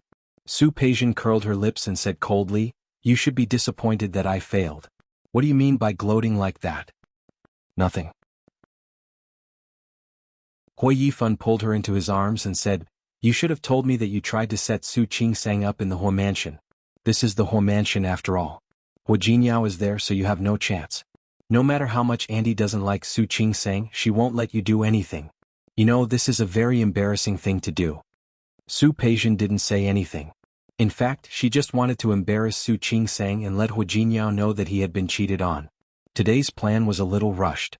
If she was more familiar with the Hu mansion and had more opportunities, she believed that she would succeed. Alright, don't think about it. You know how protective Hu Jingyao is of Su Qingsang. If you want to set her up again, you'd better do it when he's not here. Of course it would be easier to do it outside the whole mansion. Su Peijian narrowed her eyes and began to seriously consider the feasibility of this matter. However, there was no hurry. There were more important things to do now. Alright, I will deal with Su Qingsang. You should focus on the company. We can't lose this time. Don't worry. Don't you trust me? Hui Yifan laughed arrogantly. He thought that all his actions were secret and no one would notice. Su Peijian didn't like his smug look. Part of her personality was like Su Qinghui's. She liked to think more about things. She always had a feeling that things wouldn't be as simple as Hui Yifan thought. However, seeing his confident look, Su Peijian didn't want to hurt him. She turned over and fell asleep. When she got up in the morning, she met Lu Tongjia and found that she didn't look good. Su Peijian had wanted to cooperate with her before. However, there was no opportunity to cooperate now. She naturally thought that Lu Tongjia was giving her a hard time. This made Su Peijian's mood even worse. When she got home, Xiang Kaiping was reading the newspaper in the living room. When she saw her come in, she looked up at her with a very complicated expression. Mom, I'm home. Su Peijian changed her shoes and sat down on the sofa opposite Xiang Kaiping. There were fruits on the table. They were all washed. She picked up a bunch of grapes and ate too. When she found that Xiang Kaiping was still looking at her, she sat up uncomfortably. What's wrong? Mom? Have you had breakfast? I haven't eaten yet. Can you see if there's anything to eat? Ms. Zhao is in the kitchen. You can ask her. Xiang Kaiping glanced at her. She still couldn't ask the question that was on the tip of her tongue. Su Peijian went to the kitchen to find something to eat without noticing. Xiang Kaiping looked at her back with an indecipherable expression. When Su Peijian came out, she found that Xiang Kaiping was no longer in the living room. She was more or less relieved. When she was with Li Qianxue always went along with her. Of course, if she did something wrong, Li Qianxue would also blame her. She would tell her what not to do. However, ever since she met Xiang Kaiping, she was always a little afraid of her. Su Peijian understood that it was because Xiang Kaiping didn't want to lose her daughter, so she always went along with her. She enjoyed this feeling. In her opinion, Xiang Kaiping would never leave her or betray her. After all, they were blood relatives. She believed that Xiang Kaiping would never leave her. It could only be said that Su Peijian was too confident. After returning to her room, Xiang Kaiping locked the door and walked to the table in the room. She opened the lock of the last drawer and took out a photo album. When she was young, she didn't like taking photos very much. Therefore, there weren't many photos. The album was still the one she had taken when she lived with Su Qingsang. There were also some photos of her and Su Qingsang. There were also photos with Hu Jinyao. At the end of the album, there was a photo she had clipped after she came back. That photo was taken when the child was born. She didn't know what she was thinking, but she asked the nurse to take a photo of the child. She looked at the child back then and thought about Su Peijian now. Xiang Kaiping couldn't tell how she felt. She turned the page and looked at the photo of her and Su Qingsang again. At that time her smile was real. She was also in a good mood. But now, she couldn't think about it. Xiang Kaiping felt sad when she thought about it. She felt that she really didn't know how to vent the anger in her heart, nor did she know how to relieve her depression. Previously, when she was with Su Qingsang, she even gave up being with Hu Jinyao to accompany her to Japan for New Year's. Later, in order to take care of herself, she didn't go back to Rong City with Hu Jinyao for New Year's. Su Qingsang knew how many rules there were in a big family like the Hu family. But she still did that. Now, Su Peijian had nothing to do, but she ran out early and stayed outside for a day. She didn't even call. She didn't tell her where she went, nor did she tell her what she was busy with that day. Yesterday was the Dragon Boat Festival. Even though this festival wasn't like the Spring Festival or the Mid-Autumn Festival, which focused on family reunion. But at this time Xiang Kaiping was still disappointed. Su Peijian really didn't care about her mother. She closed the photo album and locked it back in the bottom drawer. There was no longer any joy on her face. What was she going to do with this daughter of hers? Hu Jinyao was listening to Yang Wenchang talk about Hui Yifan's movements these days. From the looks of it, his plan was going well. Because Hui Yifan didn't suspect anything and trusted them. He curled the corners of his mouth, and there was a faint smile in his eyes. This was one of the few things that had put him in a good mood recently. Keep watching him. I believe he'll take the bait soon. Yang Wenchang nodded and was about to leave. The intercom rang. Someone was looking for Hu Jinyao. It had been a few days since Hu Jinyao saw Zhang Yichen again. He wasn't disheveled like he was on the day of the Dragon Boat Festival, nor was he blushing like that night. He stood there as straight as a pine tree. Hu Jingyao narrowed his eyes. He didn't miss the trace of guilt that flashed across Zhang Yichen's eyes. Uncle, you're here. He didn't rush to get up when he saw Zhang Yichen like before. He pressed the intercom and asked someone to bring tea. After the secretary left, he gestured for Zhang Yichen to sit down. Zhang Yichen didn't sit down. He still stood there. I thought Uncle had returned to the army. Why haven't you gone back? I went back, but I'm back. What's the matter? Hu Jingyao was much calmer than before, which was enough to explain the problem. Zhang Yichen knew that Hu Jingyao already knew, but he still couldn't say it. That day I'm sorry. I was drunk. Zhang Yichen's voice was soft, but he didn't mean to excuse himself. That day? Uncle, which day are you talking about? Hu Jingyao didn't seem to understand. He turned to look at Zhang Yichen with a puzzled expression. Zhang Yichen stood even straighter than before. He slightly clenched his fists by his sides, then quickly loosened them. That day of the Dragon Boat Festival was wrong. Uncle, you said you were drunk? Since you were drunk, I won't take it seriously. Zhang Yichen looked at him and took a step forward. I didn't come here today to cover up or anything else. I just want to say that it's just me. Su Qingsang doesn't know, so you...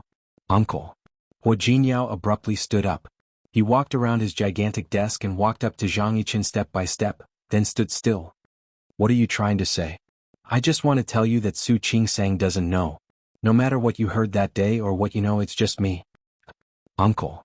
Once again Hu Jingyao interrupted him. His expression was cold and his eyes were even colder. Are you explaining for Su Qingsang? I don't want you to misunderstand. I didn't misunderstand. You, on the other hand, if you continue to explain, I will really misunderstand. Hu Jinyao's eyes were sharp, and his expression was serious. Uncle, I have always respected you both in the past and now. But this time, I don't think you need to explain. He took a step forward, almost standing next to Zhang Yichen. Their bodies were very close to each other. They were both tall and imposing. Zhang Yichen had the sharpness of a soldier, while Hu Jingyao had the aura of a leader for many years. The two of them looked at each other. For some reason there was a feeling of sparks flying in the air. Hu Jingyao raised his chin and looked at Zhang Yichen with a very sharp look. Uncle, you don't need to explain what you're thinking. As for Su Qingsang, you don't need to explain for her. She's my wife. I trust her. I trust her. Just as I am willing to respect Uncle's character. I've already forgotten what happened that day. You were just drunk. So you should forget it too. Zhang Yichen pressed his lips into a straight line and looked at Hu Jingyao. You know how much I can drink. I've never been drunk before. It was an accident. So as you said, I will forget it. For so many years, every step that Zhang Yichen took was within his plan. However, he never thought that he would encounter something that was not part of his plan. That was Su Qingsang's existence. He tried his best to control himself, but he didn't expect that he would break his plan without even knowing it. Not only did he let Hu Jingyao know what he was thinking, but also, Hu Jingyao didn't answer him. He just stared at Zhang Yichen's face for a while, then said in a low voice. Although what happened that day was an accident, I think you shouldn't come to the Hua family again if you don't have anything else to do. Zhang Yichen suddenly raised his head to look at Hu Jingyao. He looked shocked and hurt. Uncle, you think you can drink well, but is your tolerance for drugs as well? What do you mean? Nothing. Hu Jinyao's voice was flat. Uncle, you keep saying that you got drunk by accident. That's why you lost control. But what you don't know is that someone drugged the soup that I gave you that day. It was because of the drug that Uncle lost his composure. Someone drugged me? Zhang Yichen had never thought of that possibility. After all, when he woke up, Hu Jingyao and Su Qingsang had already left. The doctor wasn't there, and Lu Tongjia couldn't have told him about it. No one knew that Zhang Yichen had been drugged, except for Su Qingsang and the others. Yes. Uncle, you were drugged, and under the influence of the drug you lost control. Who? Zhang Yichen didn't look happy. He didn't expect to encounter such a thing in the Hua family. It doesn't matter who drugged you. Hu Jingyao looked at him with a serious expression.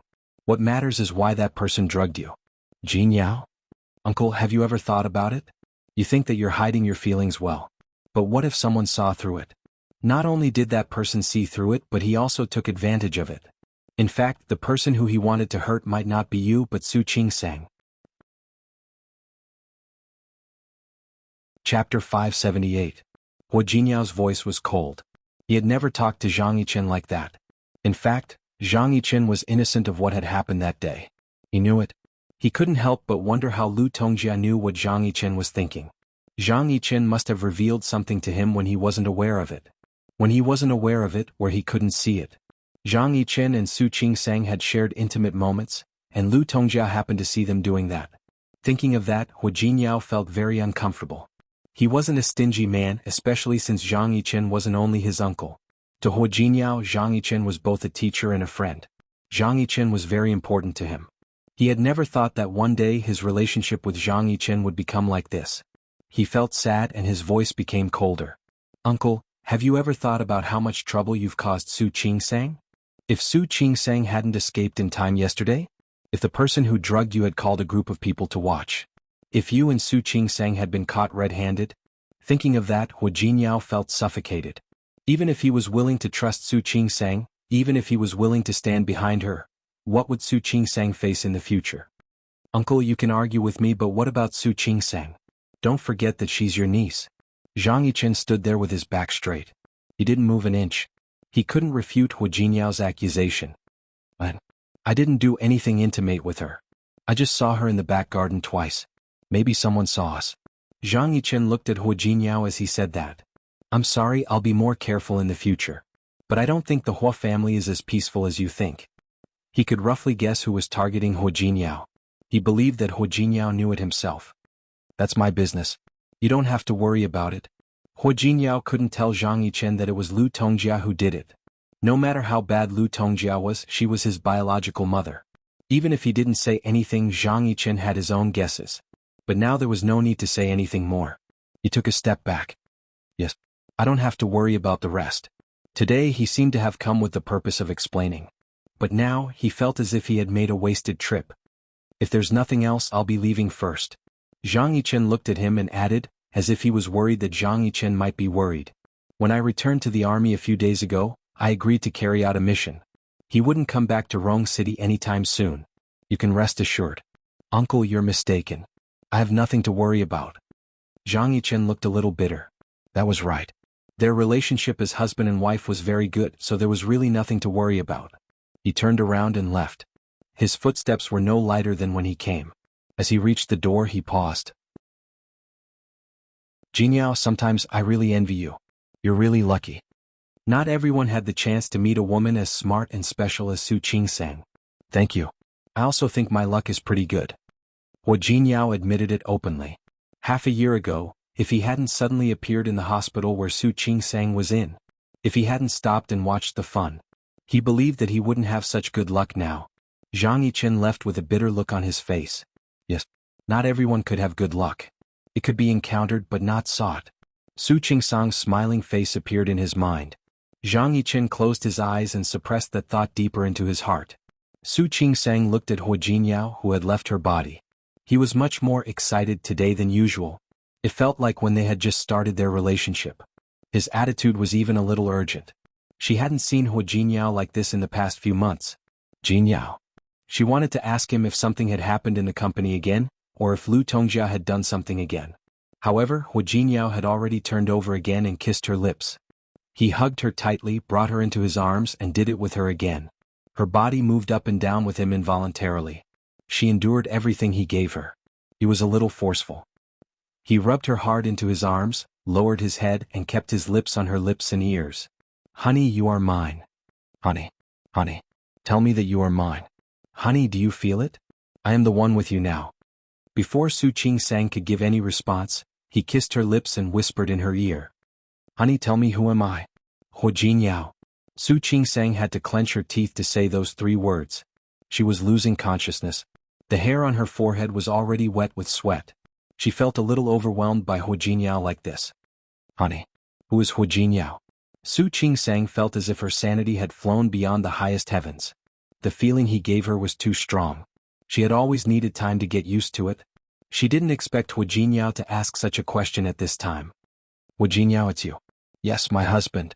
Hu Jinyao was satisfied. Over and over again he made Su Qingsang say what he wanted to hear. Until she couldn't take it anymore. Exhausted, she fainted in the pleasure he brought her. Hu Jinyao carried her to clean up and change the bedsheets while she was in the shower.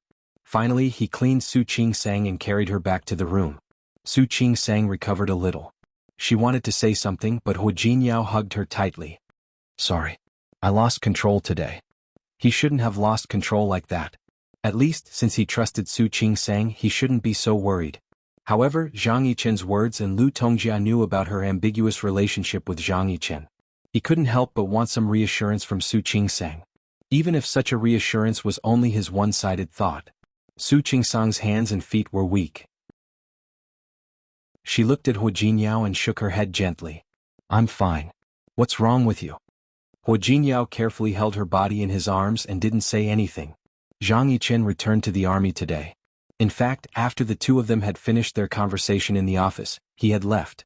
He knew that Zhang Yichen was a man of his word. Since he said that he wouldn't return to Rong City in the near future, it meant that he wouldn't show up for a long time. However, his absence didn't mean that Zhang Yichen didn't have feelings for Su Qingsang. It was just that he might suppress his feelings deeper and harsher. From his original point of view, he couldn't blame Zhang Yichen. There was nothing wrong with liking someone. Zhang Yichen only liked one person. However, from the perspective of Su Qingsang's husband, Hu Jinyao couldn't ignore it. Someone coveted your wife. That didn't feel good. Now, someone knew about it and it was Lu Tongjia. Lu Tongjia had been quite quiet these days. Hu Jinyao didn't know if his words worked, or if Lu Tongjia had been seen through and hadn't thought of a new way to deal with Su Qingsang. Either way, he believed that it was only temporary. Given Lu Tongjia's resentment, it was very likely that she would come back in a few days when she was in a bad mood. If Zhang Yichen hadn't given up by then and didn't restrain himself, they were relatives after all. If that happened, Lu Tongjia would probably do something. After all, she didn't like him in the first place. Now that Su Qingsang was involved, she hated him even more. If she really ignored his warning and insisted on telling the truth about Su Qingsang and Zhang Yichen, what would he do? After all, Lu Tongjia was his mother. Hu Jinyao calmed his frown and hugged Su Qingsang's waist tightly. Go to sleep. Jinyao? Don't worry. It's not a big deal. I'll take care of it. He thought that he might need to talk to Lu Tongjia again. Or, did he need to do more to ensure that Su Qingsang wouldn't be hurt by Lu Tongjia? Su Qingsang raised her head to look at him. She didn't miss the complicated emotions that flashed through his eyes. She couldn't help but think of Lu Tongjia. Maybe she could do something. Su Qingsang hung up the phone. After making sure that Su Peijian wasn't at home, she knocked on the door. She did this every time she came to see Xiang Kaiping. In fact, she wasn't afraid that Su Peijian would find out or see her. It was just that it was better to have less trouble than more trouble. Ms. Zhao. It was Ms. Zhao who opened the door. Su Qingsang had come a few times, so she knew her. Hello, Miss Su. Ms. Zhao was all smiles when she saw Su Qingsang. She liked Su Qingsang. She was very polite and knowledgeable. Most of all, she was willing to spend time with them, the older people. This was something that was hard to come by. Ms. Zhao. Xiang Kaiping stood up from the sofa after entering the room. Ms. Zhao, this is the physical therapy device you asked for last time. I brought it here for you. Su Qingsang put a big box on the coffee table. She turned to look at Ms. Zhao. She had wanted to visit Xiang Kaiping during the Dragon Boat Festival, but she went to the Hua family and that incident happened. Although Hu Jinyao hadn't mentioned it in the past few days, she believed that what Lu Tongjia had done must have affected him. Thank you, Miss Su. You're so considerate. Ms. Zhao stepped forward and kept thanking her. How much is it? I'll give you the money. No need. Su Qingsang waved her hand. It's not that much. I'll give it to you. How can I accept it? I'm embarrassed to see you like this. There's nothing to be embarrassed about. Su Qingsang glanced at Xiang Kaiping as she spoke. I've been busy with work recently, so I may not have time to visit you often. Please take good care of her. Of course. I'm paid. Ms. Zhao looked at the physical therapy device and felt very embarrassed. Thank you. You're welcome. We have internal discounts. It's not too expensive. Ms. Zhao scratched her head. I'll accept it then. Thank you, Miss Su. You're welcome. Miss Su, why don't you stay for dinner today? I bought some groceries. You can leave after dinner. Okay. Su Qingsang agreed and glanced at Xiang Kaiping again. If she stayed for dinner, then Su Peijian. She's busy today. She won't be back. Xiang Kaiping knew what she was thinking. She watched Su Qingsang and Ms. Zhao talk without interrupting. Qingsang, I asked Ms. Zhao to buy some bamboo leaves. Although the Dragon Boat Festival is over, if you have nothing to do, let's make some rice dumplings. Okay. Su Qingsang nodded. I haven't made rice dumplings yet. Any you can teach me? Okay. Xiang Kaiping smiled. In fact, she had bought the bamboo leaves before. She had thought that if Su Peijian was at home that day she would make rice dumplings for her. Who knew that Su Peijian would stay out for the whole day? Even at home she didn't have much patience to keep her company. A few days ago she had wanted to ask her to spend more time with her. Recently she didn't want to mention it anymore. Because Su Peijian seemed to be busier than before. She sighed in her heart. Xiang Kaiping forced herself to shift her attention away from Su Peijian. In fact, the bamboo leaves were already prepared, and so were the ingredients for the glutinous rice. She knew that Su Qingsang would come today, so she wanted to make rice dumplings with her. Even though the festival was over, she believed that Su Qingsang wouldn't refuse. Su Qingsang didn't refuse. Compared to her, Su Peijian seemed. Xiang Kaiping shook her head.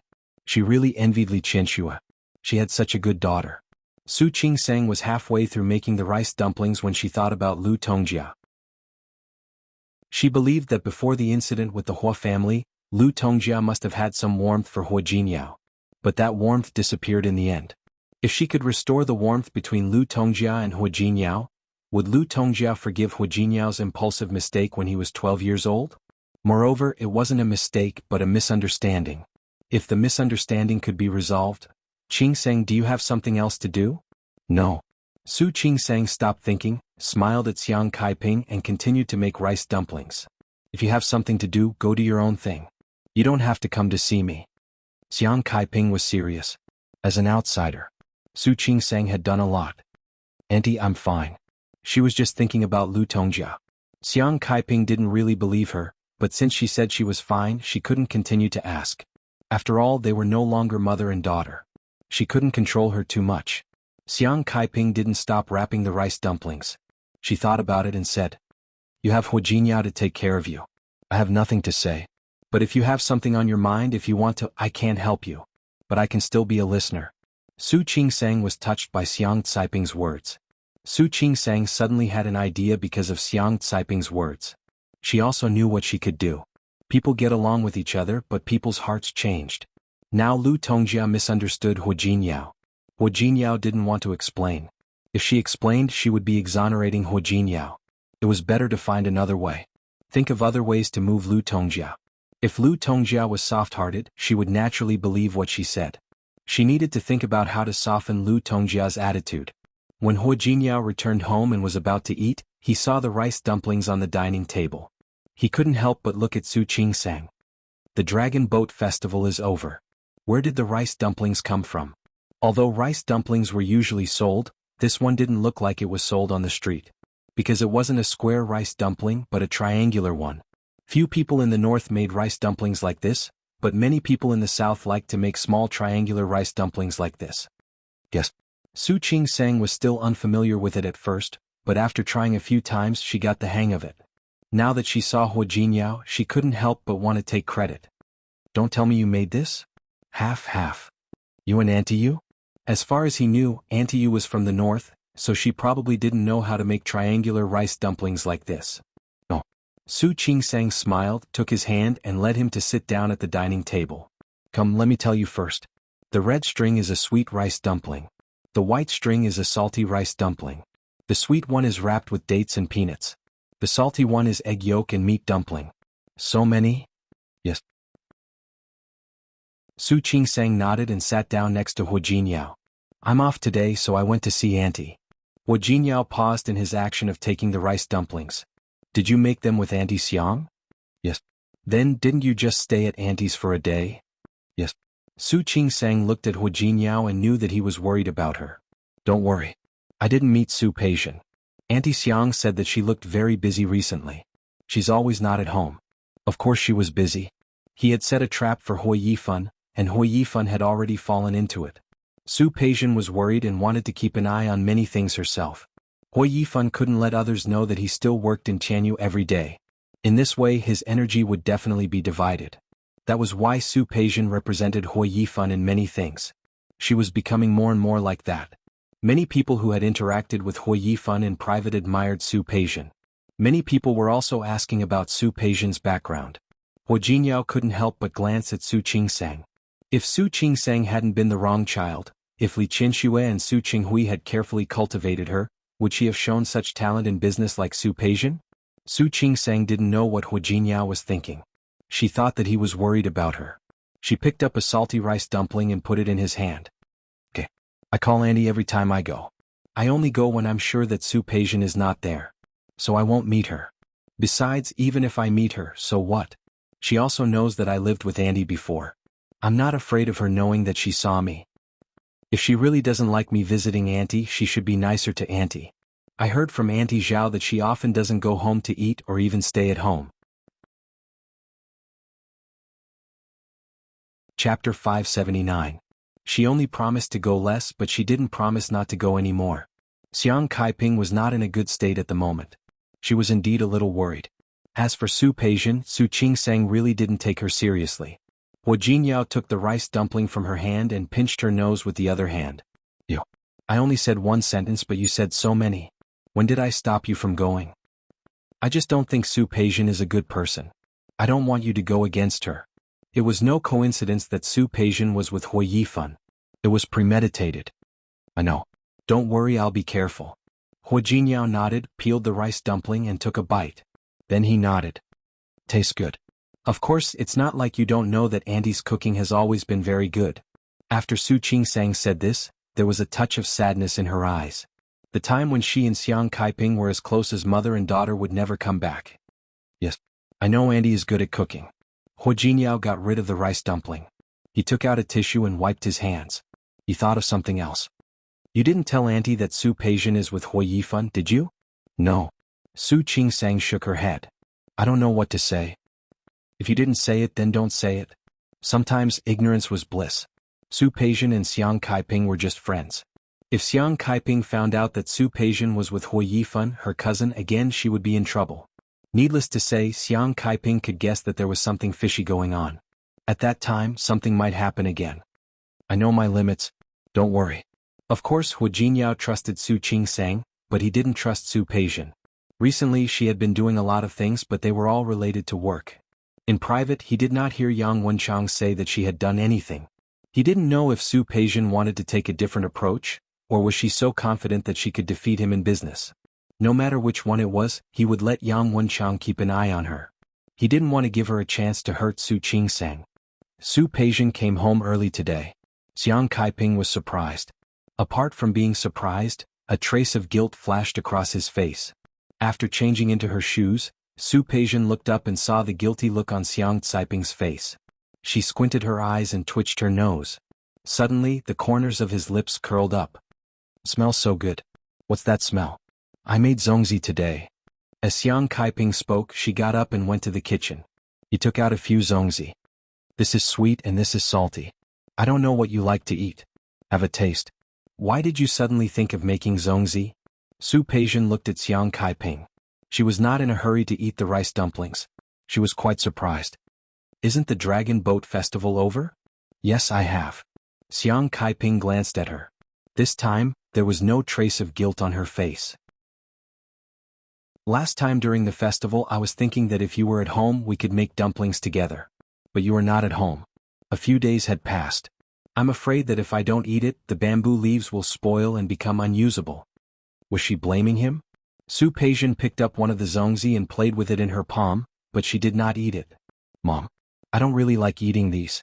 You can do whatever you want next time. Eat whatever you want. Don't wait for me." Xiang Kaiping looked at her in a daze.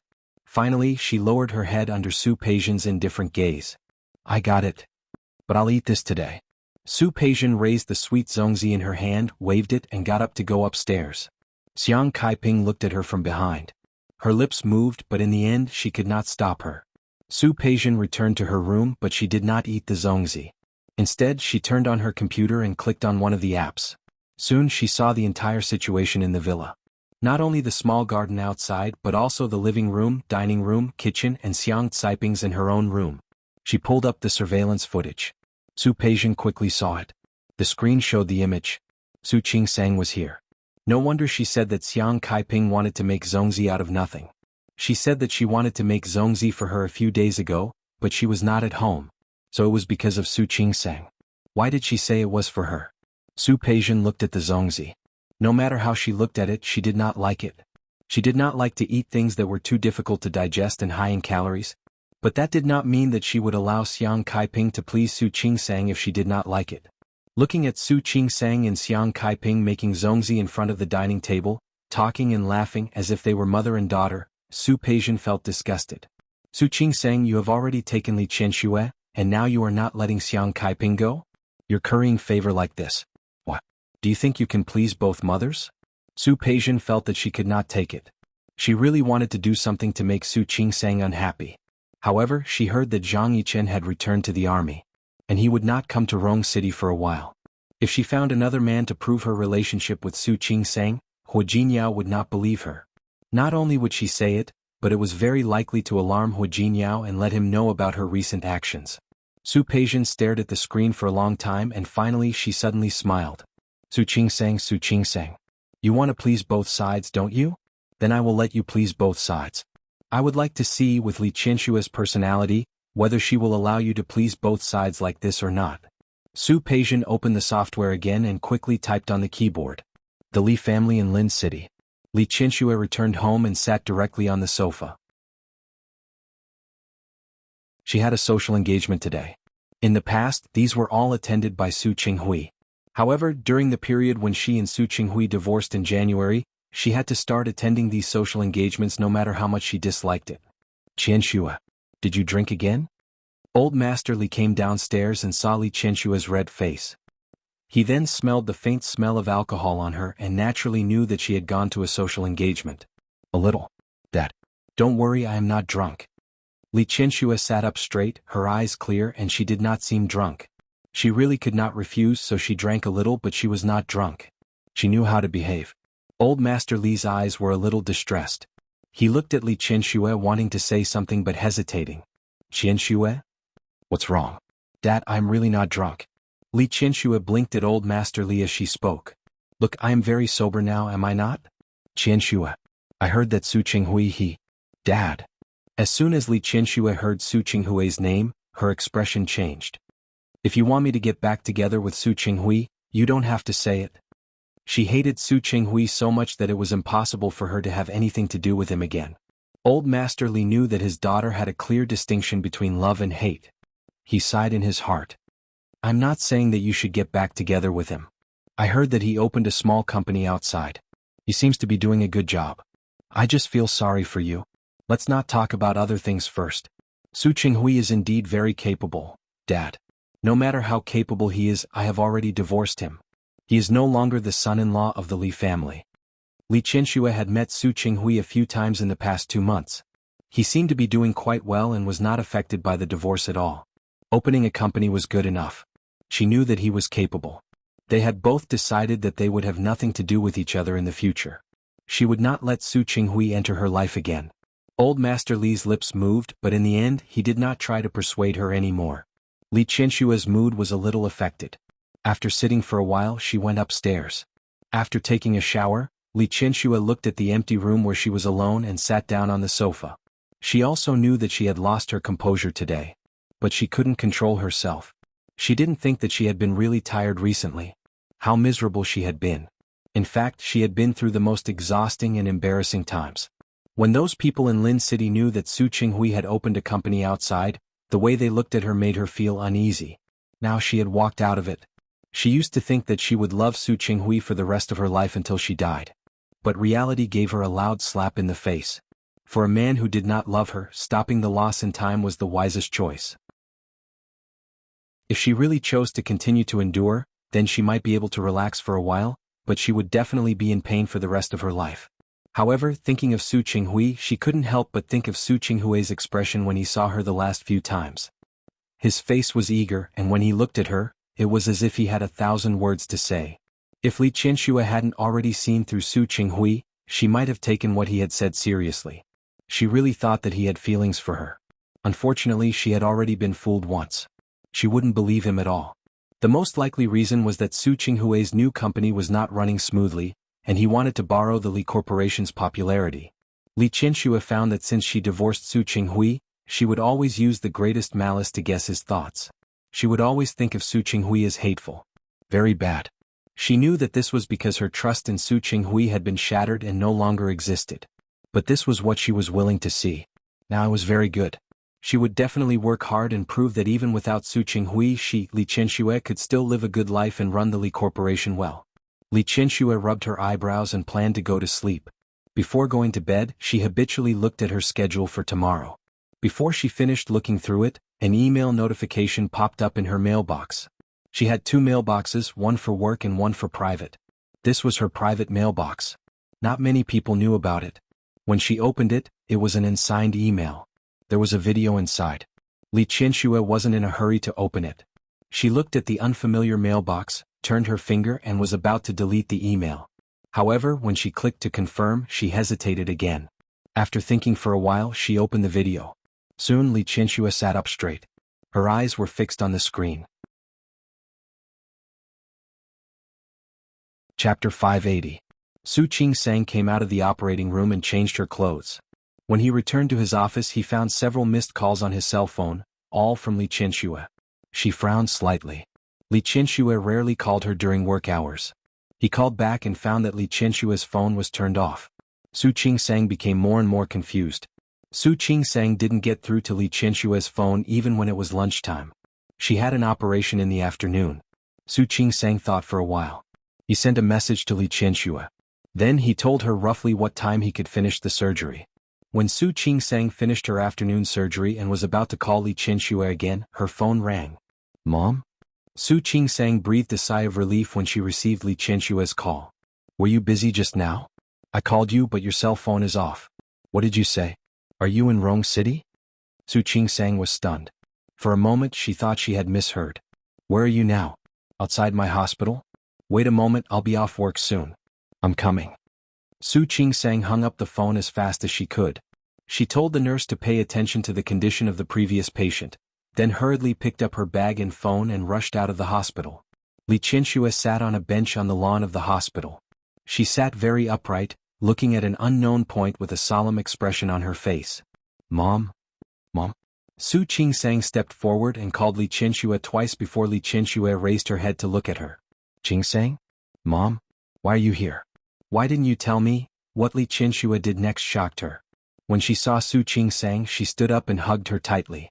Su Qingsang's body suddenly froze. She almost dropped her hand back. Li Qianxue hugged her so tightly that Su Qingsang felt a little uncomfortable. "Mom?" Su Qingsang tried calling him again. Li Qianxue still did not respond. Li Qianxue hugged him a little tightly. She couldn't describe how she felt when she saw those videos last night. At first he was angry. Then he was furious. But after calming down, she watched the video again. She found that she could not be angry, nor could she be angry. She knew that Su Qingsang and Xiang Kaiping had once mistaken each other for mother and daughter. However, she did not know that after Su Qingsang acknowledged her, she would still be in contact with Xiang Kaiping. She had never seen how Xiang Kaiping and Su Qingsang got along. She had never asked before, so she didn't know. Now she knew. In the video, she saw Su Qingsang learning how to wrap rice dumplings with a smile. She saw Xiang Kaiping standing behind her, teaching her bit by bit. Su Qingsang studied very seriously, occasionally raising her head to look at Xiang Kaiping. She looked at Xiang Kaiping with affection in her eyes. Xiang Kaiping looked at Su Qingsang in the same way. She had feelings for Xiang Kaiping? That was what Li Qianxue could tolerate the least. Li Qianxue's emotions fluctuated violently, and a kind of fear that was similar to losing enveloped her. She thought of Su Qinghui again. Su Qinghui had been thinking about Xiang Kaiping for decades. That woman was like a nightmare to Li Qianxue. She had been in Su Qinghui's mind for so many years. Was he going to take away Su Qingsang's feelings as well? Another thing was that when she came to Rong City, she ran into Su Qinghui on the plane. "Qianxue?" When Su Qinghui saw her, his face was full of surprise. In the first-class cabin, the two of them were only separated by an aisle. She glanced at Su Qinghui coldly at that time and then looked away. She still hated Su Qinghui, so she naturally didn't want to look at him anymore. However, Su Qinghui seemed to be very interested in talking to her. "Qianxue, are you also going to Rong City?" Li Qianxue didn't answer his question. A hint of disappointment flashed across Su Qinghui's face, but it was only for a moment. "What a coincidence, I'm also going to Rong City, Su Qinghui." Li Qianxue interrupted him, feeling that the deliberate expression on his face was ironic. "This flight was originally to Rong City. Don't tell me you don't know?" Su Qinghui was speechless. He wanted to say something but Li Qianxue didn't give him a chance at all. I know you're going to Rong City to see Xiang Kaiping, so you don't have to say anything now. Qianxue, I'm not going to see Kaiping. I'm going to discuss business. Really? Su Qinghui thought that the company had begun to improve recently. The rise in his career had given him some confidence. He felt that this had brought him one step closer to Li Qianxue. Business? Li Qianxue smiled. Yes, you're going all the way to Rong City to discuss business. I understand. You don't have to explain. Li Qianxue's smile was sarcastic, and there was even a hint of disdain in her eyes. He said that he wanted to get back together with her, but at the same time he was hooking up with Xiang Kaiping. This Su Qinghui really had no bottom line. Qianxue. Believe me, stop. Li Qianxue felt uncomfortable.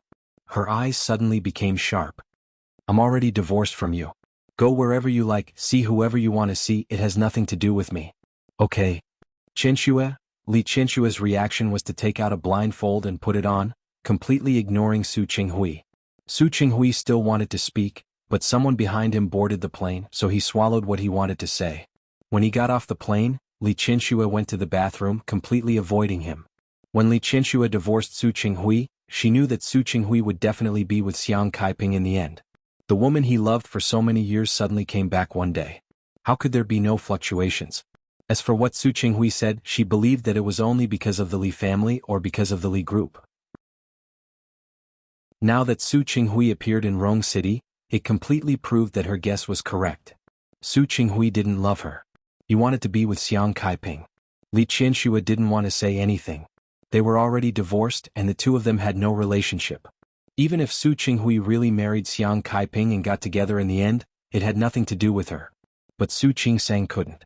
For so many years, Xiang Kaiping stood between her and Su Qinghui, receiving Su Qinghui's unforgettable love for decades. Now, even her own daughter was going to be taken away? Was that so? As soon as Li Qianxue thought about it, she felt uncomfortable all over. How could she allow such a thing to happen? How could she allow even Su Qingsang to fall for Xiang Kaiping? What about in the end? Would even Su Yusen fall for Xiang Kaiping as well? In the future, Su Qinghui could still follow Xiang Kaiping and form a new family. In this family there was a father and a mother. There were also 3 children. Was that so? Li Qianxue had never been a pessimist. But when it came to Su Qinghui, she had never been optimistic. She hugged Su Qingsang tightly, as if she was hugging a piece of driftwood. It wasn't easy for her to find her daughter. Was she going to lose her again? Mom? Li Qianxue wasn't very strong, but now Su Qingsang really felt like she was suffocating from being strangled by her. Mom? Qingsang, don't leave me, okay? Mom? Qingsang, you can't leave me, okay? The 2 questions in a row made Su Qingsang a little confused. Her lips moved and she raised her hand and gently patted Li Qianxue's back.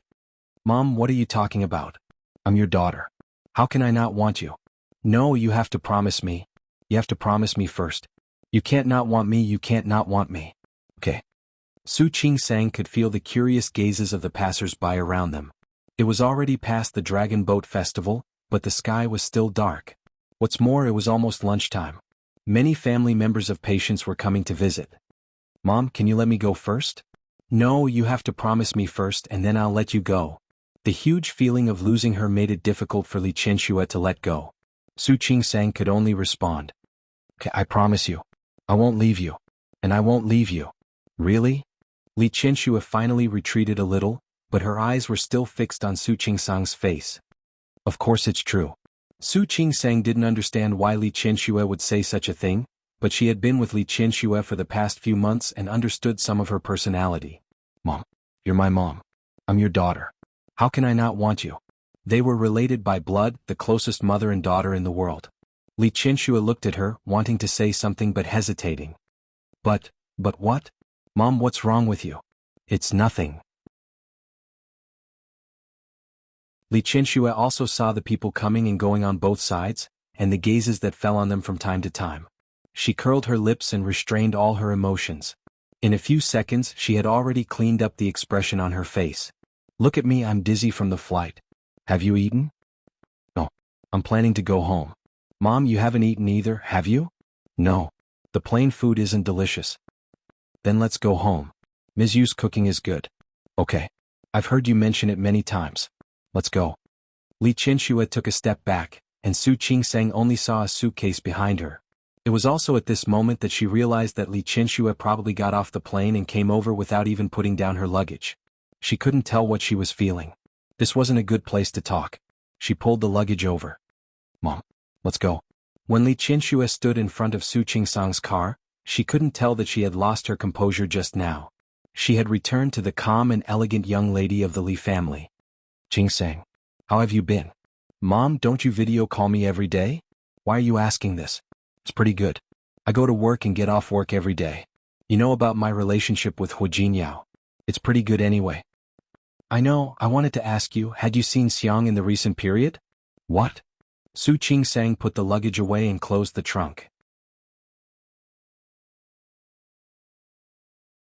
Chapter 581.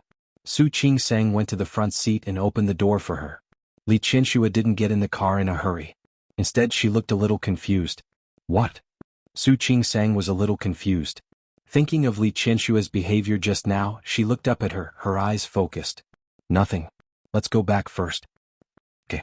Su Qingsang nodded and took Li Qianxue to the imperial court. Along the way she talked to Li Qianxue half out of concern and half out of curiosity. What on earth had happened to make Li Qianxue lose her composure like that? Mom, Yusin is about to take the college entrance examination, right? Yes. In a few days. Li Qianxue answered absent-mindedly. Then do you want me to go back and cheer him on? She had less contact with Su Yusin recently. Knowing that he was about to take the college entrance examination, Su Qingsang didn't want to disturb him. No need. Li Qianxue smiled. After being here for so long, her face showed a rare bit of pride. He said that he doesn't need us to accompany him. He can do it himself. He also said that if I go to accompany him, it will put him under pressure. In fact, according to Su Yusin's grades, the school had already recommended him to the province's A university. However, he didn't want to study at a university. He still wanted to take the exam himself. Although Li Qianxue loved her children, she was quite principled in some aspects. Su Peijian also took the college entrance examination by herself. She was admitted to a foreign university by herself. Needless to say, Su Qingsang also worked hard to get into a medical university. Now that Su Yusin had such a heart and ambition, Li Qianxue felt very good. The car soon drove to the imperial court. Su Qingsang parked the car and took the luggage. Mom, let's go. Li Qianxue followed Su Qingsang into the elevator. Li Qianxue thought about the relationship between Xiang Kaiping and Su Qingsang again. She couldn't help but look at Su Qingsang. Qingsang? I actually wanted to ask you just now, I just wanted to ask you. That's right, have you seen? Su Qingsang turned to look at her with a puzzled expression. Su Qinghui. The name Xiang Kaiping lingered in her mouth, but she didn't say it out loud. I want to ask you, have you seen Su Qinghui recently? No. Su Qingsang nodded. She finally had an explanation for Li Qianxue's loss of composure. He felt a little bitter. Even if Li Qianxue and Su Qinghui divorced, it would still be a pity. However, the influence of Su Qinghui seemed to still be there. You've never seen him before? Su Qingsang didn't understand what Li Qianxue meant, but she still shook her head. No. Mom, did you meet Dad? Li Qianxue stopped talking and sneered inwardly. Su Qinghui was a master liar. Fortunately, she no longer had any expectations for him, so naturally she wouldn't believe that what he said was the truth. She had only been to Rong City once since she returned to Lin City. It was such a coincidence that she ran into Su Qinghui. How many times did he come every month? What was his purpose?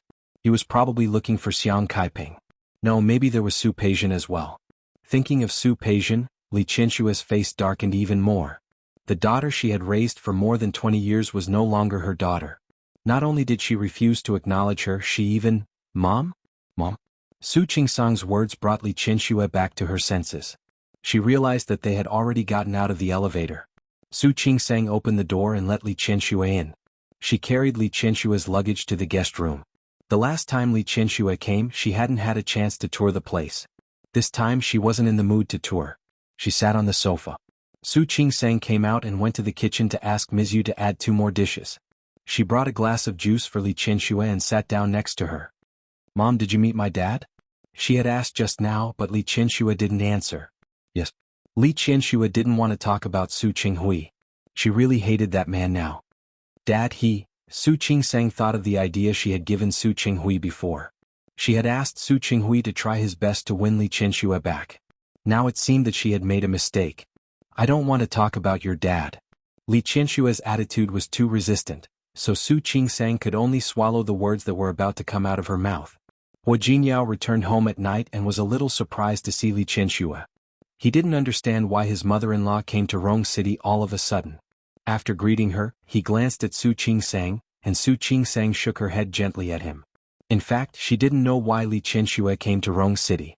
But she could roughly guess that she was provoked by Su Qinghui. How did Su Qinghui provoke Li Qianxue?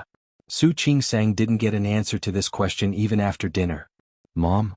Su Qingsang made the bed and looked at Li Qianxue. The quilt is sun-dried. The bed is ready. You must be tired today. Why don't you rest first? Qingsang, come here. I want to talk to you. Su Qingsang walked to Li Qianxue and sat down next to her. Li Qianxue pulled her hand over and held it. Qingsang, you really haven't seen your dad? I really haven't. Su Qingsang shook her head. Dad is in Lin City and I'm in Rong City. How could I have the chance to see him? That's true. Li Qianxue nodded. You're not the child he likes the most. If he came to Rong City, why would he come to see you? Dad came to Rong City?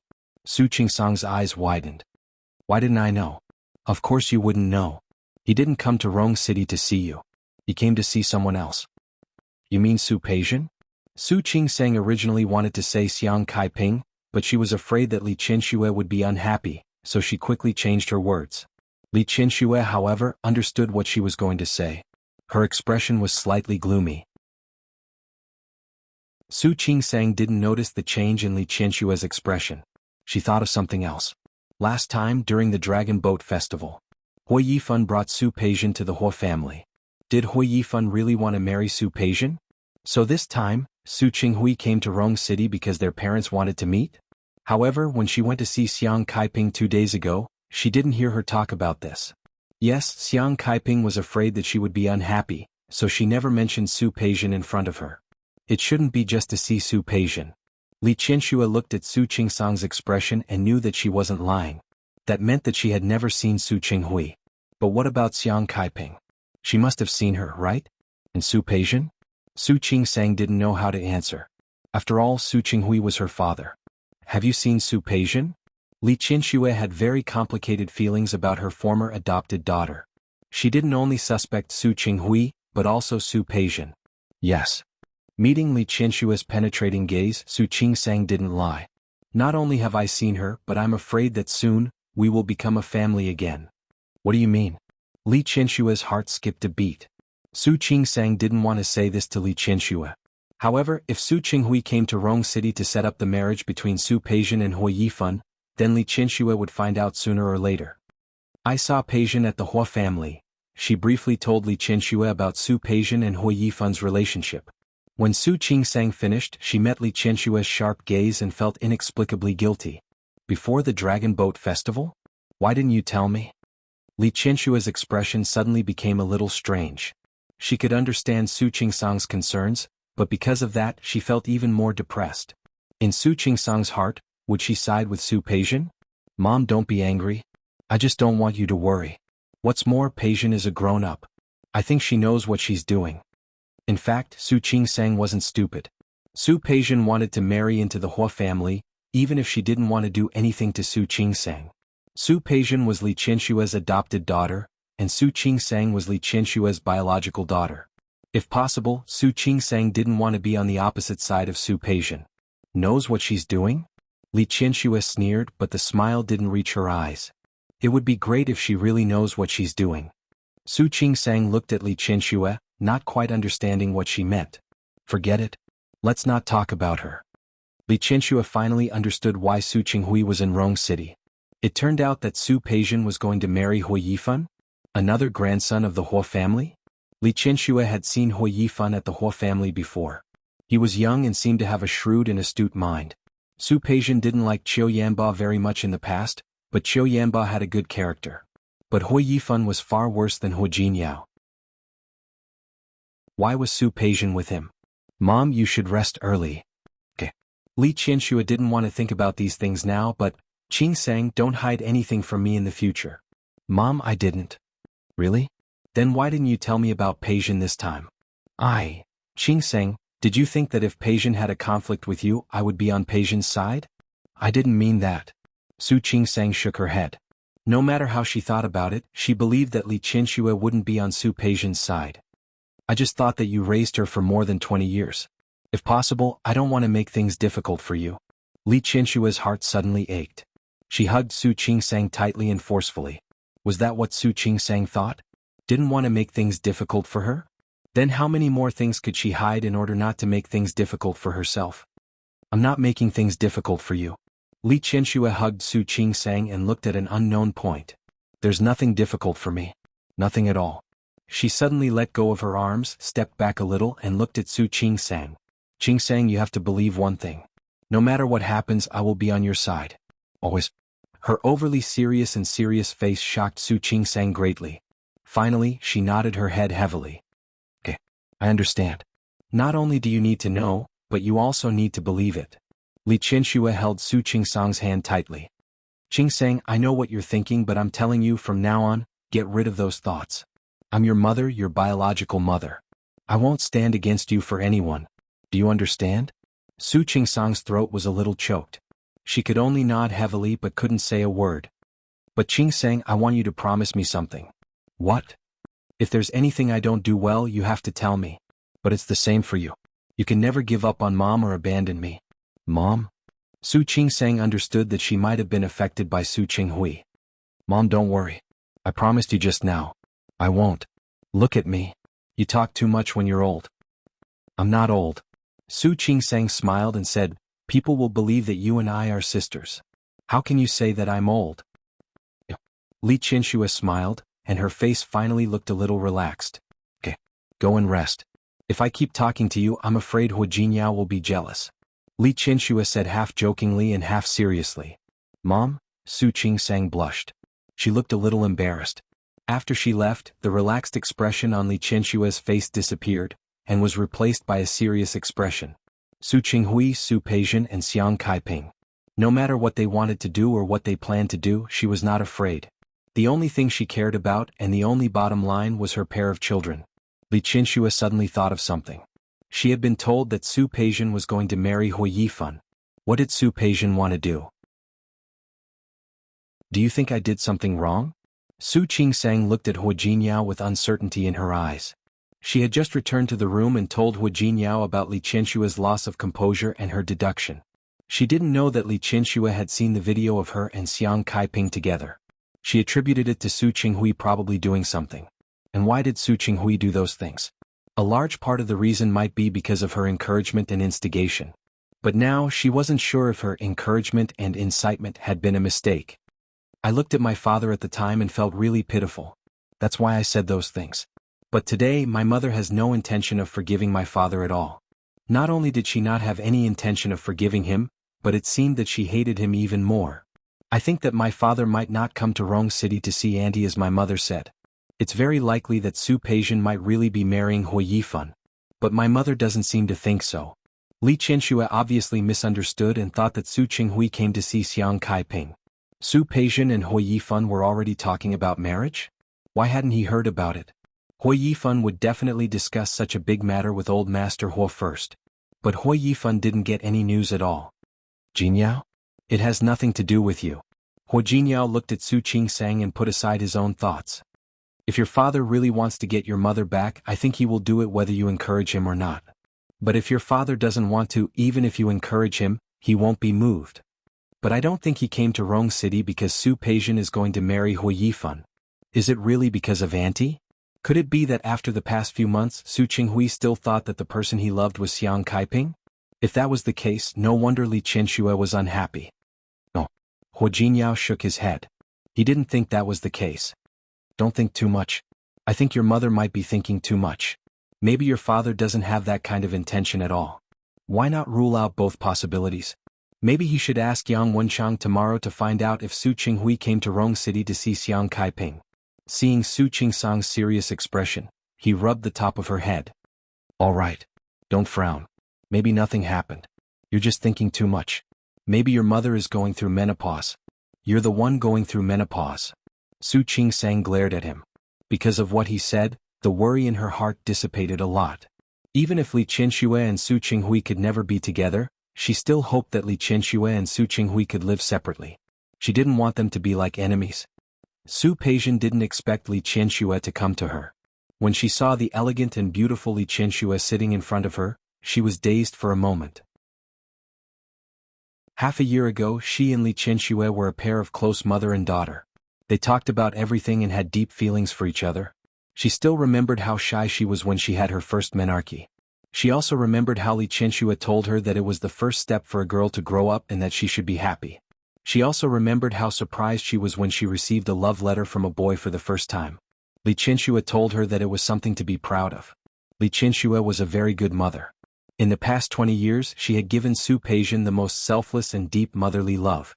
However, in just half a year, the two people who used to be mother and daughter were sitting across a table from each other. There was not a trace of a smile on each other's faces.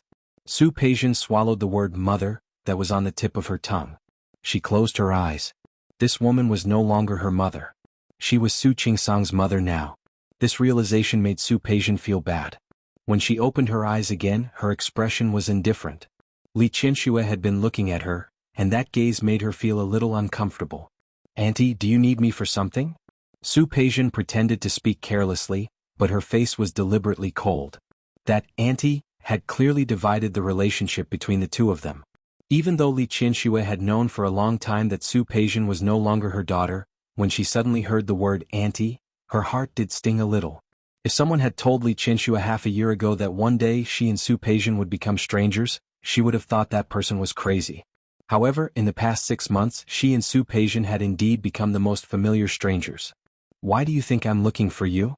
Li Qianxue gently leaned against the back of the chair. Her eyes never left Su Peijian's face. "How would I know?" Su Peijian's expression did not change. She looked at an unknown point, but she did not look at Li Qianxue. "You don't know? Weren't you the one who lured me to Rong City?" Every time Su Peijian lied in front of her, she did not dare to look at her. Titles and relationships could be changed, but some small habits couldn't be changed in a day or two. "Auntie, what are you talking about? I don't quite understand." "You don't understand?" Li Qianxue sneered. Her eyes were sharp like knives. "You sent me the video, right? Didn't you send me the video to lure me to Rong City?" "What video? I don't know what you are talking about." Su Peijian did not look at Li Qianxue. "Not many people know about my private email. Only a few people know about it. You happen to be one of them." Li Qianxue's body leaned forward slightly, and her eyes looked straight into Su Peijian's heart. "Check the ID and address of that letter. It is from Rong City. If I'm not wrong, I should be able to find out where you live by following that address." "Peijian, do you still want to deny it at this time?" Su Peijian's expression changed slightly. She finally met Li Qianxue's eyes. "I sent the video, but auntie, are you here to denounce me?" "Denounce me?" Li Qianxue looked at Su Peijian. "You used the wrong word. I'm not here to denounce you today." Meeting Su Peijian's puzzled gaze, Li Qianxue's voice became more serious than before. "I am here today to warn you." "Warn?" "Su Peijian, I want to explain something to you." Li Qianxue's expression was serious and her tone was cold. "The Li family does not owe you anything. Whether it is me, Yusin, or even my father. We do not owe you anything. In the past, you occupied the position of the eldest daughter of the Su family, and enjoyed all our love, protection, and care. That is all. The Li family only has gratitude for you, and we do not owe you anything. Do you admit it?" Su Peijian did not speak. She did not want to answer this question. "You feel lost, you feel that you have been hurt, but that is because you are not used to your current identity. You still think of yourself as the eldest daughter of the Su family. You feel that we owe you, don't you?" Silence. Su Peijian's lips were pressed into a straight line. "The person who swapped the child was Su Qinghui, and the person who made you fall from heaven to hell was also Su Qinghui. Whether it's me or your grandfather, the feelings we had for you were real. If you really think that we need to take responsibility for the feelings that you have now lost your identity, you should look for Su Qinghui, not me. And you should not look for Qingsang." When Li Qianxue said this, her voice rose a notch. "You know that Qingsang is the innocent person. She has suffered what she should not have. She has lost what she can never get back, nor can she make up for. Don't deny it. You and I know that her life as an illegitimate daughter for more than 20 years was not good. So I think I need to make it clear to you. If you have anger and resentment in your heart, you should look for the person you really hate. For example, your father, Su Qinghui. For example, the mother who brought you into this world but never took responsibility, Xiang Kaiping. And the last thing you should do is look for Su Qingsang and let her bear the resentment in your heart. Su Peijian's expression sank bit by bit when Li Qianxue said those words. Chapter 582. Su Peijian felt a throbbing pain in her heart. The pain was worse than when she found out that she wasn't Li Qianshue's daughter. It was worse than when she was forced to leave the Li family. She looked at Li Qianxue. In the suppressed emotions in her eyes, the most obvious was the pain in her eyes. Li Qianxue saw it, but she didn't think she did anything wrong. Everyone had their choices. She felt sorry for Su Qingsang. She chose Su Qingsang so she wouldn't let Su Peijian do anything to Su Qingsang. She wouldn't let Su Peijian hurt Su Qingsang. Although her words were cold-blooded, they were not unreasonable. Su Peijian could hate Su Qinghui, Xiang Kaiping and even her. But Su Peijian had no reason to hate Su Qingsang. To put it bluntly, Su Peijian stole Su Qingsang's 20 years of life as the eldest daughter of the Su family. Su Qingsang had no obligation or responsibility to bear Su Peijian's unreasonable hatred and anger. Su Peijian felt that her emotions were tumbling. She looked at Li Qianxue and tried hard not to lose control. But it was difficult, really difficult. So, Auntie, do you think that I sent you that video to deal with Su Qingsang? Because she was too emotional, her voice was a little shaky. Isn't it? Li Qianxue sneered. Su Peijian had been her daughter for so many years. Even if she didn't understand her 100%, she knew at least 70% to 80%. What did Su Peijian mean? She knew it very well. When she saw the video for the first time, it wasn't difficult for her to guess that it was sent by Su Peijian after thinking about it calmly. After all, Xiang Kaiping was Su Peijian's biological mother now. It was said that the two of them had been living together for a long time. It wasn't surprising that Su Peijian had the opportunity to install a camera in her home. It wasn't surprising that she would take pictures of Su Qingsang and Xiang Kaiping together. But she had a very purpose for sending such a video to her. Li Qianxue had been mother and daughter with Su Peijian for many years. She could guess without guessing that her purpose was to drive a wedge between her and Su Qingsang. Do you think I'll be angry after seeing the video? Will I be unhappy? She was indeed angry and she was indeed unhappy. After being unhappy and angry after calming down, there was also fear and dread. Fear that I might lose it. However, in front of Su Peijian, Li Qianxue would not reveal any of these emotions. Su Peijian, do you think I'll be in a hurry to get even with Su Qingsang after watching the video? Do you really think that I would do something irrational with my personality that I can't tolerate anything? Didn't you spend so much effort just to drive a wedge between us mother and daughter? Do you think I'll do as you wish? Su Peijian, who had been Li Qianshue's daughter for more than 20 years, really understood her. He had clearly guessed her character. If it weren't for Li Qianshue's strong self-control and the competitive spirit in her heart, she probably wouldn't be so imposing right now. Su Peijian smiled. You won't let me have my way. So, you specifically came to me and warned me not to hurt your precious daughter? Yes. Li Qianxue nodded. Her voice was resolute. Do you think I don't know what you're doing behind my back? Do you think I don't know what you want to do? Peijian. Just as you understand me, I understand you. You lost everything that the Li family gave you and your identity as the eldest daughter of the Su family. For you, it's extremely difficult to bear.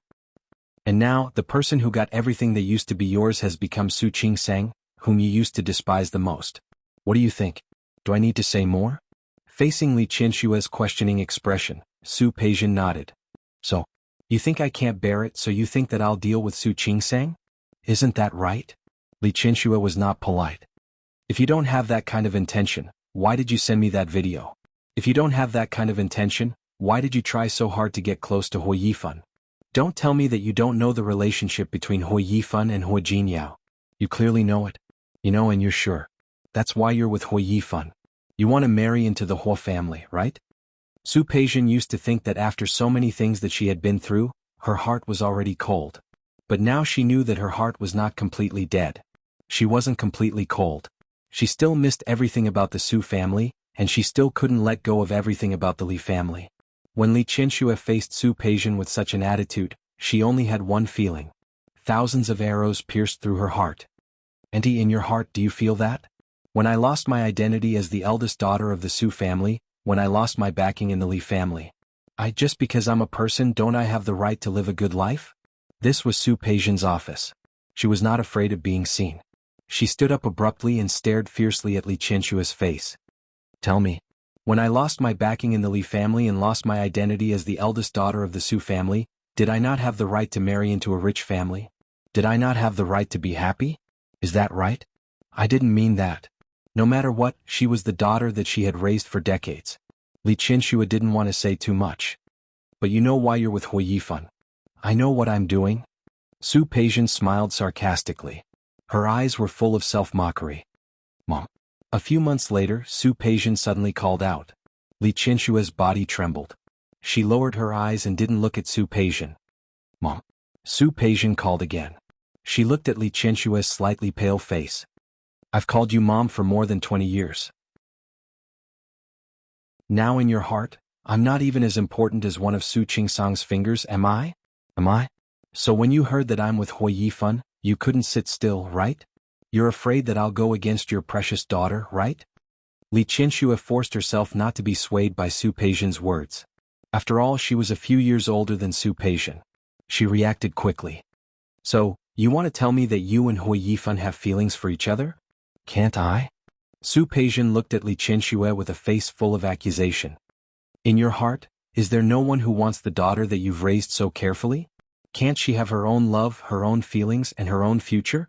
Even if I'm with Hui Yifan and have the slightest intention of going against Su Qingsang, so what? That's a heinous crime? That's unforgivable? Su Qingsang can marry into the Hua family but I can't? That's what you mean, is it? I didn't say that. If you really want to be with Hui Yifan, of course I have no right to say anything. I just want to tell you that my attitude is. Your attitude is that you suspect the purpose of everything I do? Your attitude is that you think that I, the daughter that you've raised for more than 20 years, do everything with the greatest malice? What else? Li Qianshua looked up at Su Peijian, her gaze indifferent. How do you explain your motive for sending me the video? Motive? That's because I want you to see Su Qingsang's true colors clearly. Su Peijian propped her hands on the desk and looked down at Li Qianshua. What do you think she means? She reunites with you as mother and daughter while following me and being as close as mother and daughter to my mother? Why can't I expose her when she's trying to curry favor with both sides? Li Qianshua thought of the scene where Su Qingsang and Xiang Kaiping were as close as mother and daughter. She thought of Su Qingsang's sweet smile in front of Xiang Kaiping. Her heart was indeed filled with waves of discomfort. But now, seeing Su Peijian like this, she felt even more uncomfortable. She sneered, stood up, and looked at Su Peijian. Are you sure you want to expose her? Don't you want to see me hate her? And then distance myself from her? Su Peijian, you're thinking too much. Don't you know? Su Peijian thought that she knew Li Qianshua very well. She didn't believe that she could really remain indifferent after watching that video. I won't. Li Qianshua stood up straight as if to testify for her. Peijian, you don't seem to understand that Su Qingsang is different from you. I was indeed a little unhappy when she went to see Xiang Kaiping. But when I calmed down I felt touched. You can't not know that before Su Qingsang acknowledged me, she treated Xiang Kaiping as her own mother. Once in Japan, Xiang Kaiping even had a conflict with you because of Su Qingsang. Right? Xiang Kaiping had given her heart to Su Qingsang. If she had given her heart to Su Qingsang could have ignored it. In the future she would have been estranged from her. Then, with such a daughter, should I also worry that one day she would become estranged from me because of someone else? You won't understand. It's because I saw the video you posted that my heart ached for Su Qingsang even more. Because after she acknowledged me, she still didn't forget Xiang Kaiping, which shows that she values relationships. I only feel proud of such a daughter, but I won't feel the slightest distance or even disgust. I think that you, Peijian, will never understand this kind of feeling. Su Peijian's face turned pale. She stood there with a slightly gloomy expression. You actually think that way? Li Qianshua nodded and added, yes, I am. That's what I think. And you, my former daughter, I still want to warn you. No matter how high-sounding you are, you can't hide the darkness in your heart. Peijian. I'll say it again and it will still be the same. In the future, I don't want to interfere with who you want to be with, what kind of life you want to live, or what kind of family you want to integrate into. There's only one thing, and that's Qingsang and Yusin. They are my bottom line. I hope you understand. They are your bottom line? What about me? What about me? Su Peijian slammed the table hard. It was rare for her to lose control of her emotions. It was already extremely rare for her to be like this. Do we have to be like this between us? Mom. I call you Mom. In my heart, you are my mother. Su Peijian couldn't bear the pain. She couldn't control her emotions anymore and she didn't want to. Mom, if you protect Su Qingsang like this, then what am I? How long has it been since you acknowledged Su Qingsang? 5 months? 6 months? What about me? I called you Mom for 25 years. Mom, is this how you're treating me now? Is this how you're going to trample on me and hurt me for a daughter you've only acknowledged for a few days? Is that right? 25 years can't compare to Su Qingsang's 5 months, right? Whether it's you or my mom, do you all think she's better now? I'm also your daughter. Su Peijian lost control and her voice was almost roaring. I, Su Peijian, am also your daughter, the daughter you raised for 25 years, and I called you Mom for 25 years. Why are you doing this to me? What? Su Peijian walked out from behind the desk and walked toward Li Qianxue step by step. Mom, you're my mother. I've always treated you as my mother, and I still can't accept Xiang Kaiping. Do you know why? Because in my heart, only you are my mother. I only acknowledge you as my mother. With every step she took, she would ask a question. With every step she took, she would ask a question. Finally, she stood in front of Li Qianxue. Her eyes were resentful, and her face was full of unwillingness. I respect you and love you, even though I know that you're no longer my mother. But I still have hope for you. I thought that one day you would understand that love is not based on blood but on getting along. I thought that you were just angry at that time. You just hated my dad for swapping my identity with Su Qingsang. When you think it through, you will accept me again. Acknowledge me as your daughter again? But Mom, what are you doing to me now? Mom, what are you saying now? If your daughter is Su Qingsang, then what am I? What am I? She repeated the question again and again. This is your choice. A complicated look flashed across Li Qianxue's eyes, but only for a moment. I didn't chase you away at that time. I even agreed to let you stay in the Li family. You chose to give it up. Didn't you?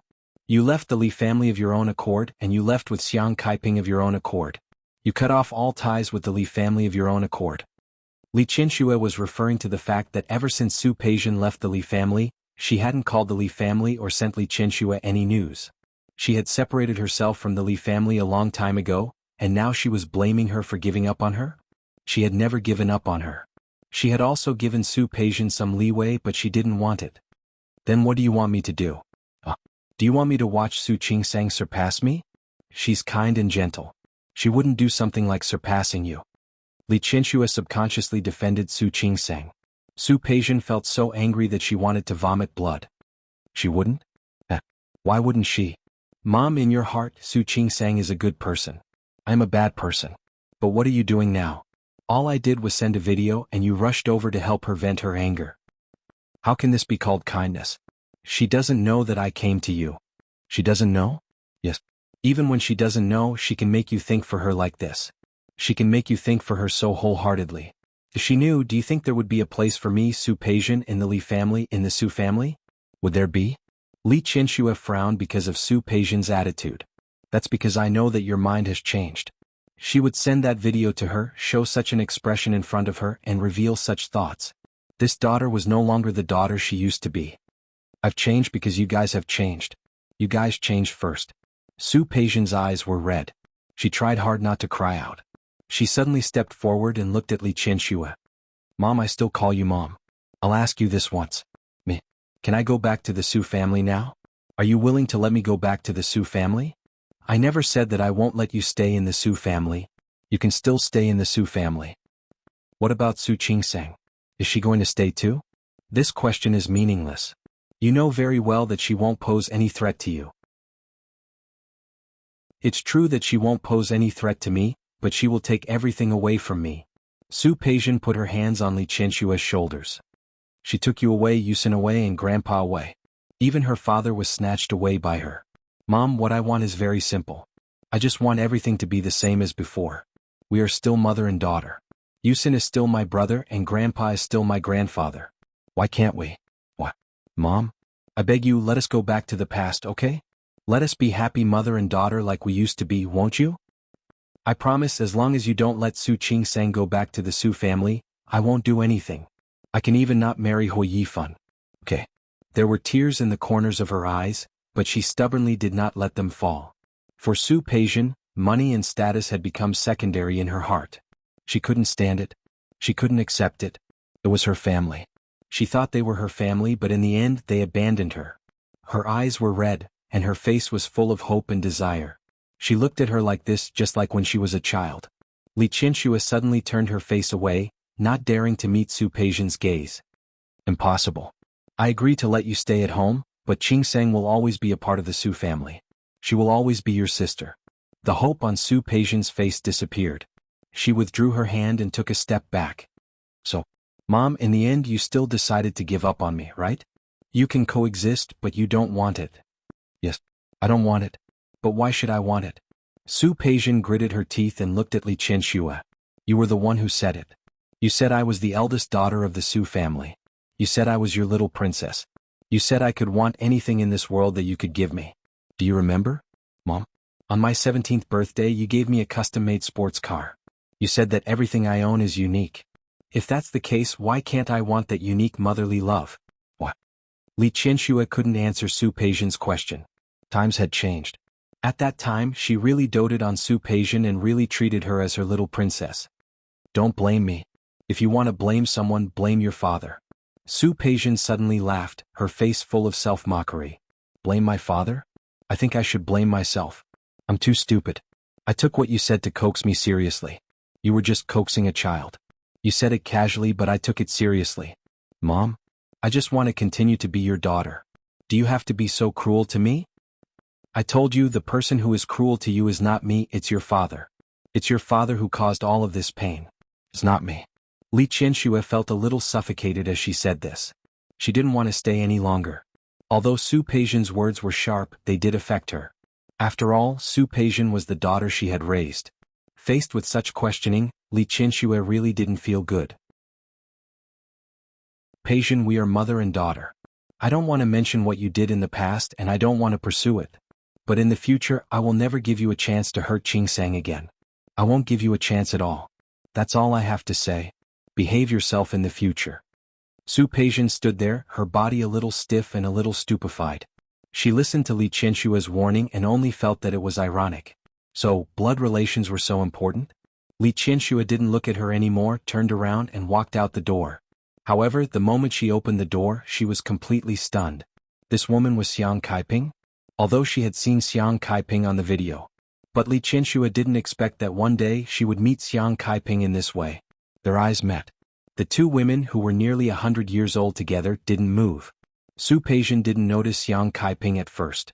After all, Xiang Kaiping was afraid that she would be unhappy, so she hadn't come to the office for a while. She was still standing there, still sad.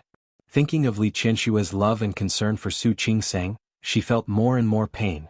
But look at Su Qingsang. She didn't need to do anything at all to let her easily taste frustration, disappointment, pain, and discomfort. In such a situation, what reason did she have to reconcile with Su Qingsang? How could she return to the Su family without a grudge in such a situation? Continue to be a family with Li Qianxue? No, she didn't want to. She only wished that she had never had a sister like Su Qingsang. She looked in the direction that Li Qianxue left and found that when she stood there without moving, she was a little secretly happy. She thought that Li Qianxue regretted it. However, she soon saw Xiang Kaiping standing face to face with Li Qianxue motionless. Mom? This mom was very soft. Su Peijian suddenly felt a little guilty. Did Xiang Kaiping hear what she said to Li Qianxue just now?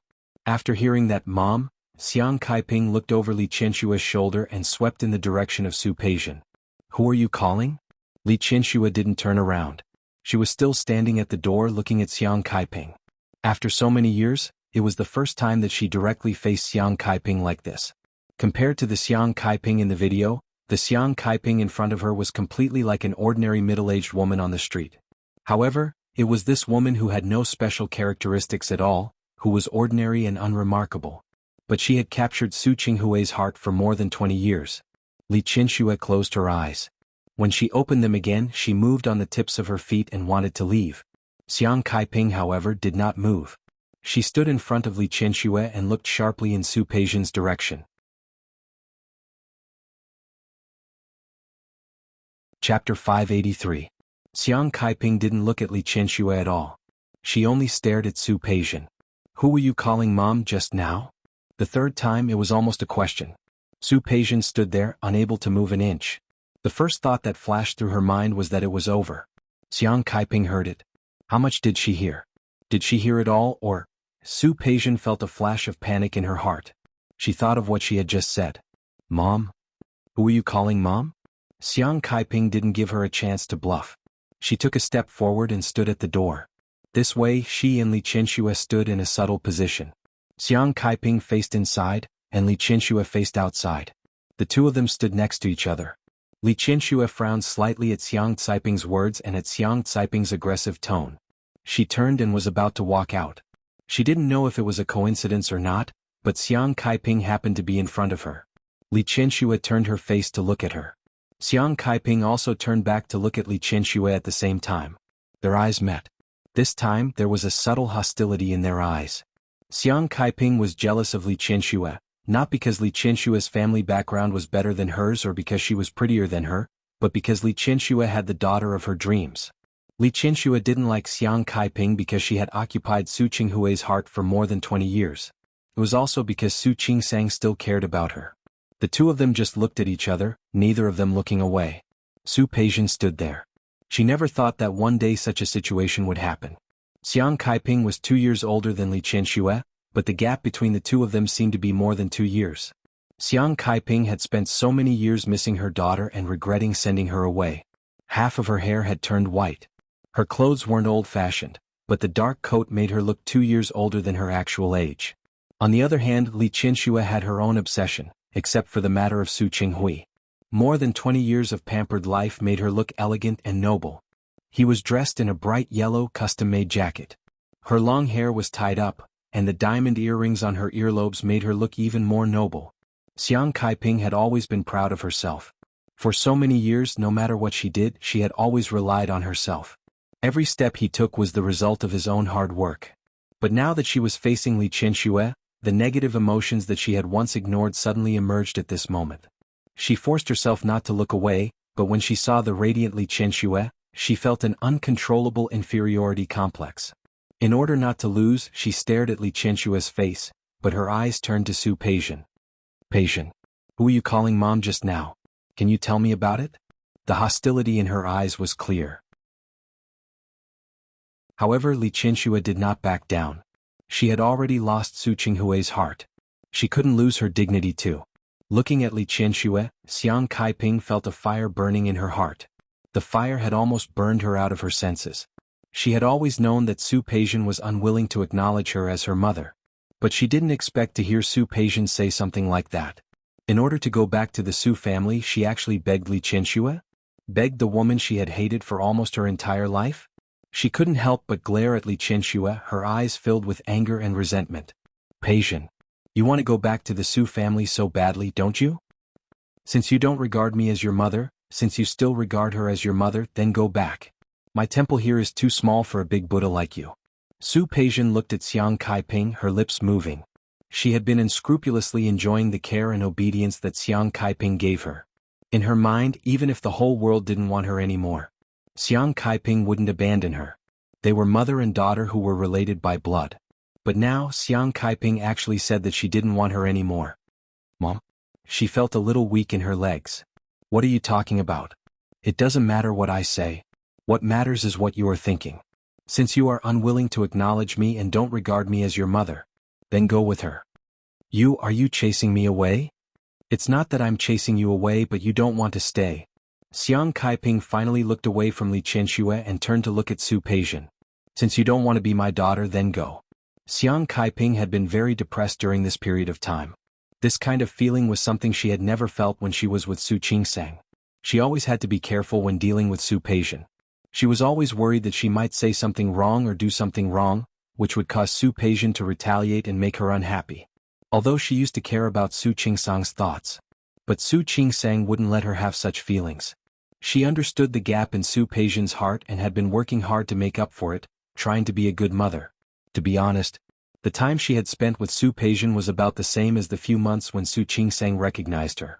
She had done no less for Su Peijian than Su Qingsang. However, she could warm Su Qingsang's heart, but she couldn't make Su Peijian accept her. If it were any other situation, Xiang Kaiping would never say such a thing.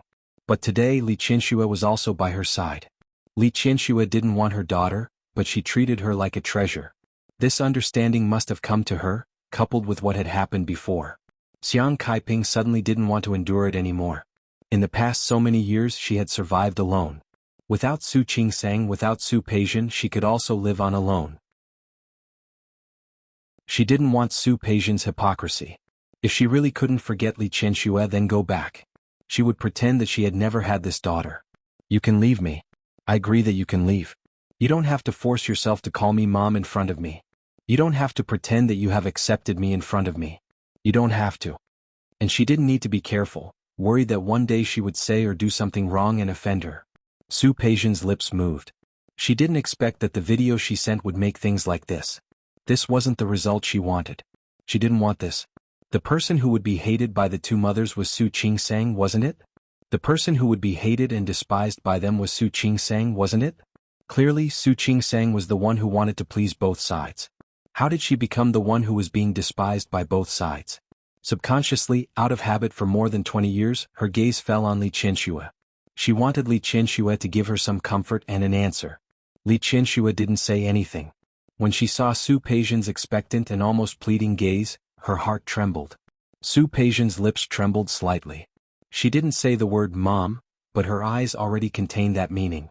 Li Qianxue understood that she was her escape route.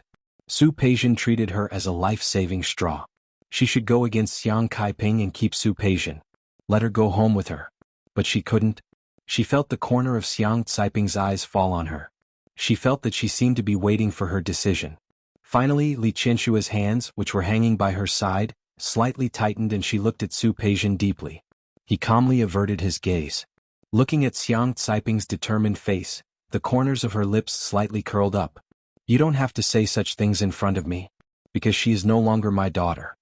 Su Peixian's body trembled. Xiang Caiping's eyes widened and she looked at Li Qianxue sharply. However, as if she didn't feel their gazes, Su Peixian raised her head and walked away in her high heels. Her action was like a slap on Su Peixian's face. Mom? It was very low and very light, as if it was a whisper. She looked at Li Qianxue's disappearing figure behind the door in disbelief. She couldn't accept that Li Qianxue had really abandoned her like this. She was her daughter. When she turned around again, she found that Xiang Kaiping was also looking at her. Her gaze was complicated, and there was a faint trace of pity in it. Su Peixian's heart ached. She suddenly took a few steps forward and walked in front of Xiang Kaiping. Mom, what you said just now was a joke, wasn't it? Mom, you won't abandon me, will you? Xiang Kaiping looked at Su Peixian. She already didn't know what to do with this daughter of hers. Peixian. It's not that I don't want you. It's that you don't want me.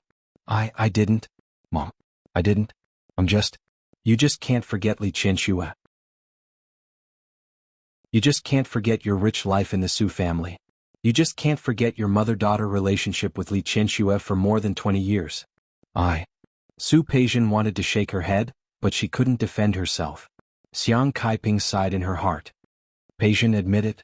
You don't see me as your mother at all. You don't want me as your mother either. If that's the case, why force yourself? Su Peixian was speechless. She had always been eloquent, but at this moment she couldn't find the words to defend herself. Xiang Kaiping didn't need her to defend herself. She let out a long sigh and took a step back. Peixian, I don't blame you for not wanting to acknowledge me. I won't take back what I've given you. As for the future, you're on your own. She turned to leave, but Su Peixian stepped forward and grabbed her arm. Mom, don't go. Mom, listen to me. I was wrong. I was really wrong. I acknowledge you. I really do recognize you. I also really accept you. You can't abandon me. You can't abandon me. Xiang Caiping's body stiffened. She couldn't see Su Peixian's expression behind her, but she could feel the strength that Su Peixian used to hold her hand. She stood there listening to Su Peixian's voice behind her. She raised her hand and calmly pried Su Peixian's fingers away. She turned to face Su Peixian. Her expression was the same as when Li Qianxue was about to leave, calm and indifferent. Peixian, I'm not your driftwood. You came to me without someone to rely on. When you had someone to rely on, you threw me aside. I'm not a passerby. I'm your mother. If you can't understand this, don't come back to me.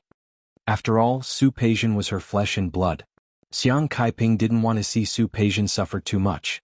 Peixian, if you're really willing to acknowledge me as your mother and want me to be your mother, the door of the house is always open and you're welcome to come back.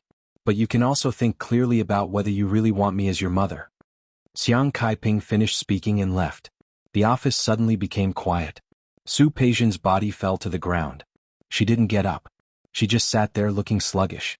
Her eyes were a little empty as she stared at the empty corridor. After a long time, she suddenly stood up, walked back to the desk, and swept everything on the desk to the ground. Go. All go. Who wants you? Who wants you? She didn't want them. She didn't want a mother like these people. Don't you like Su Qingsang? Go and like her. Don't you want me? Then one day I'll make you regret it. Yes. She must make them regret it. She must let them know that she, Su Peijian, was not a dog that they raised. If they wanted her, they wanted to throw her away. Su Qingsang, Su Qingsang. Everything was because of Su Qingsang. Su Qingsang changed out of her doctor's robe and left the office. She was shocked when she saw the familiar figure in the corridor. Dad. Didn't they agree on this?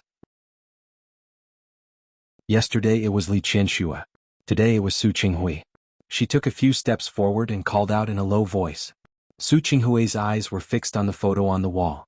In the photo, Su Qingsang was wearing a doctor's robe, looking radiant and energetic. Her eyes were full of confidence and her smile was full of beauty. He didn't seem to have seen a daughter like this. Hearing Su Qingsang call him, he turned his face and smiled at her. You're off work? Yes. Su Qingsang nodded and looked at Su Qinghui.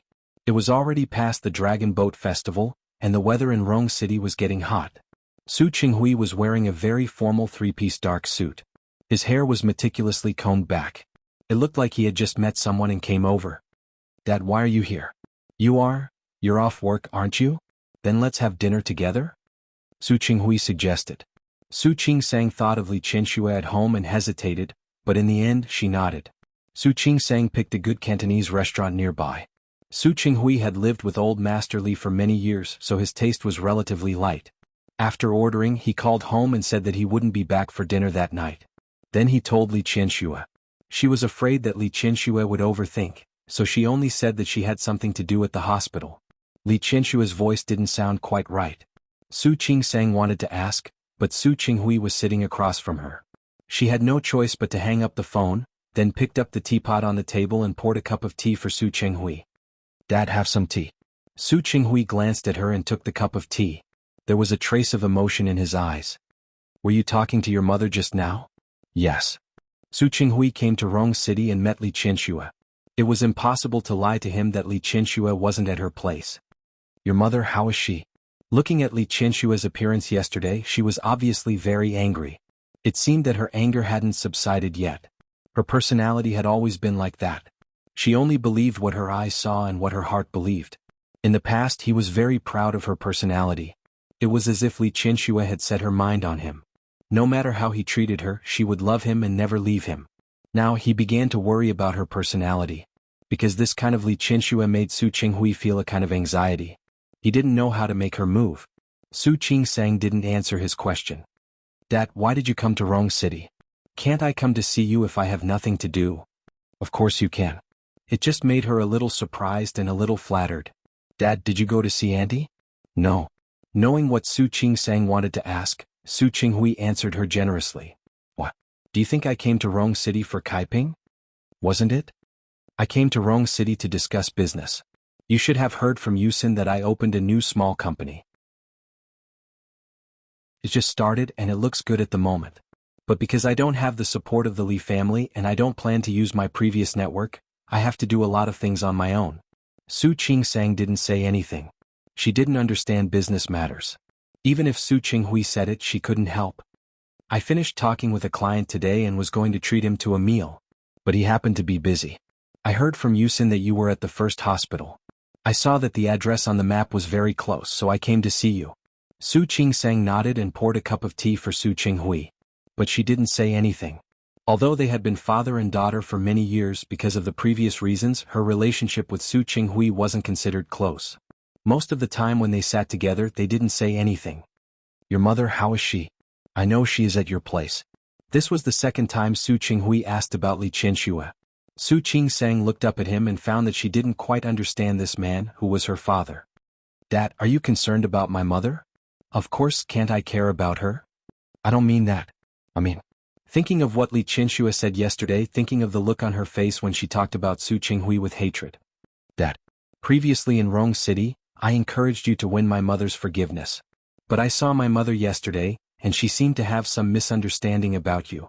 It was polite to say that there was some misunderstanding. In fact, Li Qinxue didn't seem to have any misunderstanding about Su Qinghui. She was already prejudiced against Su Qinghui. She hated him from the bottom of her heart. I know. Su Qinghui nodded. Li Qinshue's words on the plane yesterday made him understand what she meant. Your mother has some misunderstanding about me. This is another reason why I came to see you today. Dad, you don't want me to help you explain to my mother, do you? Su Qingsang looked a little conflicted. Her eyebrows were full of disapproval. Of course not. It's something that I can explain to myself. I just want you to help me get my mother to agree to see me. She seems to be very angry with me. She doesn't answer all my calls and doesn't reply to my messages. Even when I change my number and call her, as long as she hears my voice, she will hang up the phone. Su Qinghui looked a little helpless and self-deprecating. I just want you to help me see your mother. Su Qingsang bit her lip and looked a little embarrassed. Su Qinghui was her father. She should agree to him, but thinking of Li Qinshue's appearance yesterday, she shook her head firmly. I'm sorry, Dad. I can't help you with this. Su Qinghui was stunned for a moment, and his eyes seemed to be a little surprised. Qingsang, last time you said, I was wrong. Dad, I was wrong. Su Qingsang admitted her mistake and apologized to Su Qinghui. She lowered her head and looked a little embarrassed. I'm sorry, Dad.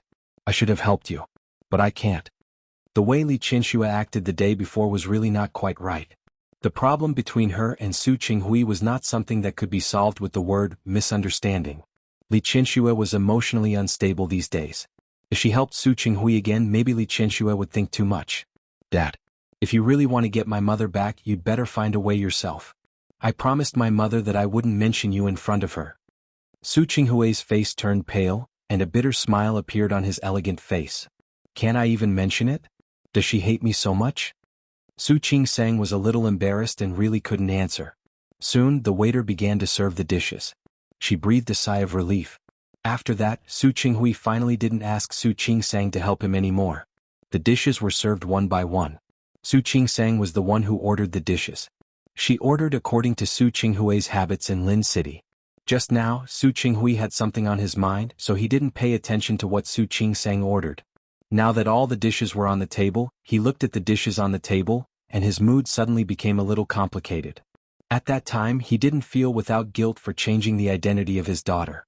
However, under the circumstances at that time, Su Qinghui forced himself to suppress the guilt. When the identity of the two of them was revealed, Su Qingsang and Su Peijian's reactions and behavior to each other made the two daughters immediately see who was better. Especially now, Su Qingsang didn't even ask and directly ordered the dishes that he usually liked. This made him think of the times when he went out to eat with Su Peijian.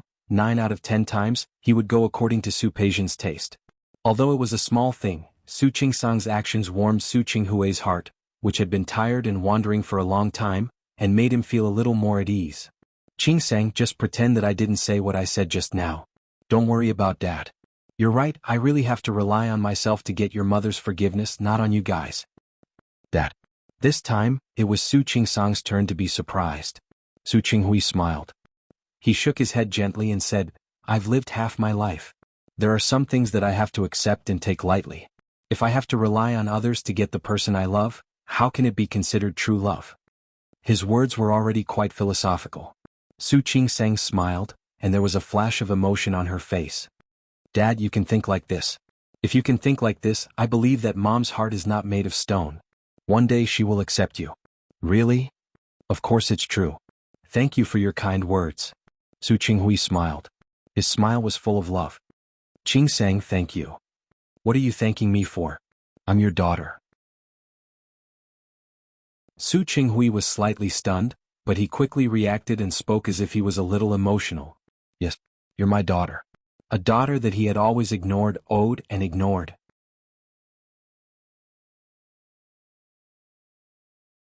Chapter 584. When Su Qingsang returned home, Li Qinxue and Hu Jinyao were sitting on the sofa outside. She didn't know what they were talking about, but the atmosphere was quite good. This surprised her. She could understand why Hu Jiniao had a good relationship with Xiang Kaiping. However, she was surprised that he had a good relationship with Li Qianxue. Mom Jiniao? Qingsang, you're back?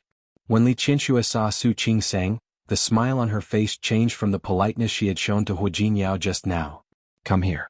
I went shopping today and bought some things for you. After leaving Su Peijian's place today, she went shopping for a while and bought a lot of things. She actually didn't particularly like shopping, but she was a little upset. No matter what, Su Peijian was her daughter for so many years. She wasn't as indifferent as she appeared to be. If possible, she also hoped to continue being a filial mother with Su Peijian. But they both knew that it was impossible. She couldn't forget what Su Qinghui had done. She couldn't forget that Su Peijian had enjoyed so many years of her love in place of her biological daughter, and Su Qingsang had suffered so many years of grievance. If she and Su Peijian loved each other, then what about Su Qingsang? How could she face Su Qingsang? These are the clothes I bought for you. These are the shoes and these are the jewelry I bought for you. Take a look. Do you like them? Mom? You bought too much. Every time Li Qianxue liked to buy a lot of things for her. Her cloakroom was almost filled to the brim. Not much. This isn't just for you. There are also some for Jiniao. When talking about Hu Jiniao, Li Qianxue's tone was a little casual. It was as if she just bought it casually. In fact, it was true. She treated her son-in-law well only because he treated her daughter well. That was why she treated her son-in-law well. Li Qianxue wouldn't admit that she actually admired Hu Jiniao, especially after the conversation just now. The cooperation between the two companies had been going smoothly recently, and Hu Jiniao also admired Li Qianxue. To be honest, it was quite rare for someone at this age to be willing to take on a new role and be able to do it with ease after a short period of adaptation.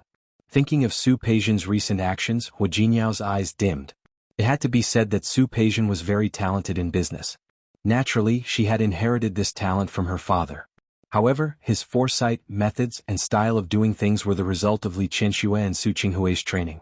In this aspect, Su Qingsang was at a disadvantage. Li Qianxue picked up one of the clothes and asked Su Qingsang to try it on. When I first saw this one, I thought it suited you very well. Go ahead and try. All right. Su Qingsang didn't want to reject Li Qianxue's good intentions, so she got up and changed. When she came out again, she saw that Hu Jiniao and Li Qianxue were both stunned. Li Qianxue had good taste. Su Qingsang rarely wore bright yellow dresses. But today he found that the color was surprisingly suitable. He looked down at his body and turned around. How is it? I knew it would suit you. Don't you agree? Li Qianxue turned around and gave Hu Jiniao a look as if she was doing him a favor. The corners of Hu Jiniao's mouth turned up slightly as he looked at Su Qingsang's new look. Yes. The dress is very beautiful. Mom has good taste.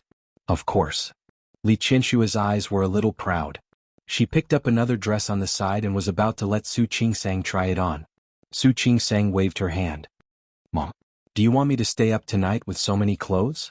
That's true. You must be tired today, right? Is the hospital very busy tonight? Don't be too tired. Take care of yourself. Let me tell you, your health is your capital. Mom, you say that to me, a doctor, as if you are a doctor.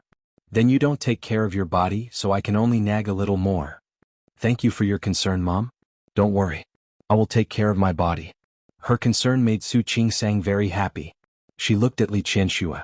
In fact, deducting the stubbornness in her personality and the series of problems caused by obsession in her early years, whether it was a mother or a wife, Li Qianxue was a very qualified role.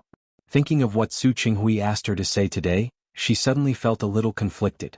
Should she pass on the message for Su Qinghui? She hadn't decided this question until she was about to go to bed at night. Where did you go tonight? It was night. Hu Jiniao put his arm around Su Qingsang's waist and gently squeezed her palm. You didn't go to the hospital, did you? Because Li Qianxue came. Hu Jiniao came home earlier today. When Su Qingsang called, he was also by her side. Su Qingsang's tone was a little strange. Li Qianxue didn't hear it, but he did. How did you know? Su Qingsang was a little surprised at his sharpness. I'm your husband. How do you think I know? Su Qingsang smiled. She liked Hu Jiniao's answer. She raised her head and kissed him on the chin. My dad is here too. Su Qinghui? Hu Jiniao frowned slightly. He already knew that Su Qinghui had come to Rong City. I'm afraid he didn't just want to see you as his daughter, did he? Su Qingsang shook her head. Meeting Hu Jiniao's penetrating gaze, she leaned over and kissed him again. My husband is so smart. Hu Jiniao's words were very warm. He pinched the tip of her nose and said, "You're so smart, of course your husband has to be smarter. Don't you think so?" Yes, yes, yes. You're handsome. Everything you say is right. Su Qingsang briefly told him the purpose of Su Qinghui's visit today. Then she told Hu Jiniao about the conversation and his final decision. I think my dad has changed a lot since the divorce. Do you think this change is good or bad? Of course it's good. At least, Su Qingsang would never have imagined that she would sit down and eat with Su Qinghui peacefully. She could feel Su Qinghui's closeness to her.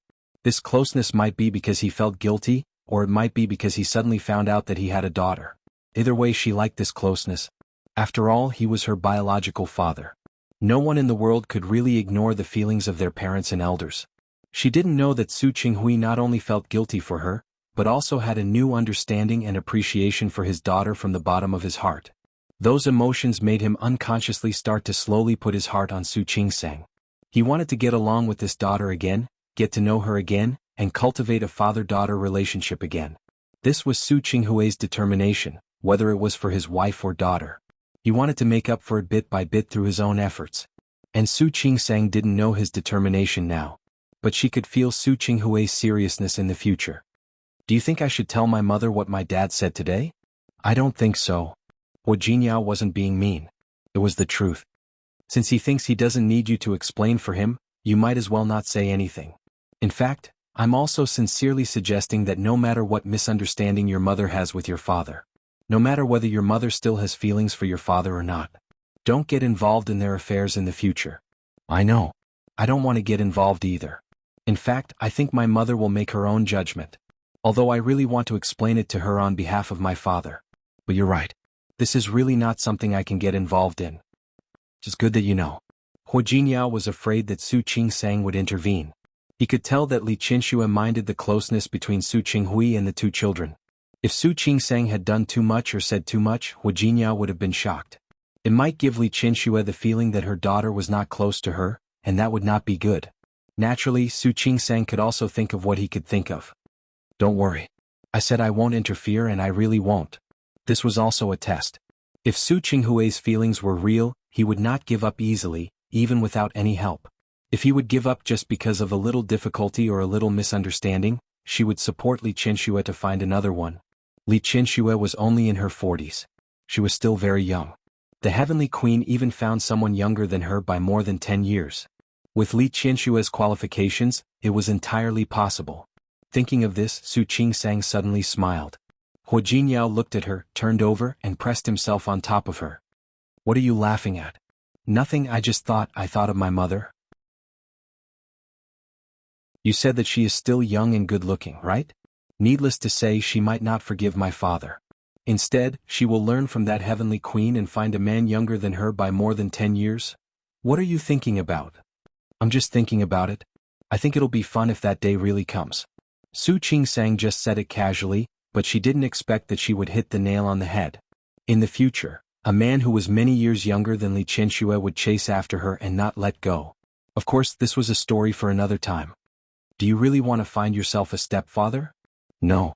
If that day comes, my father will be pitiful. Don't worry. I think your father is determined.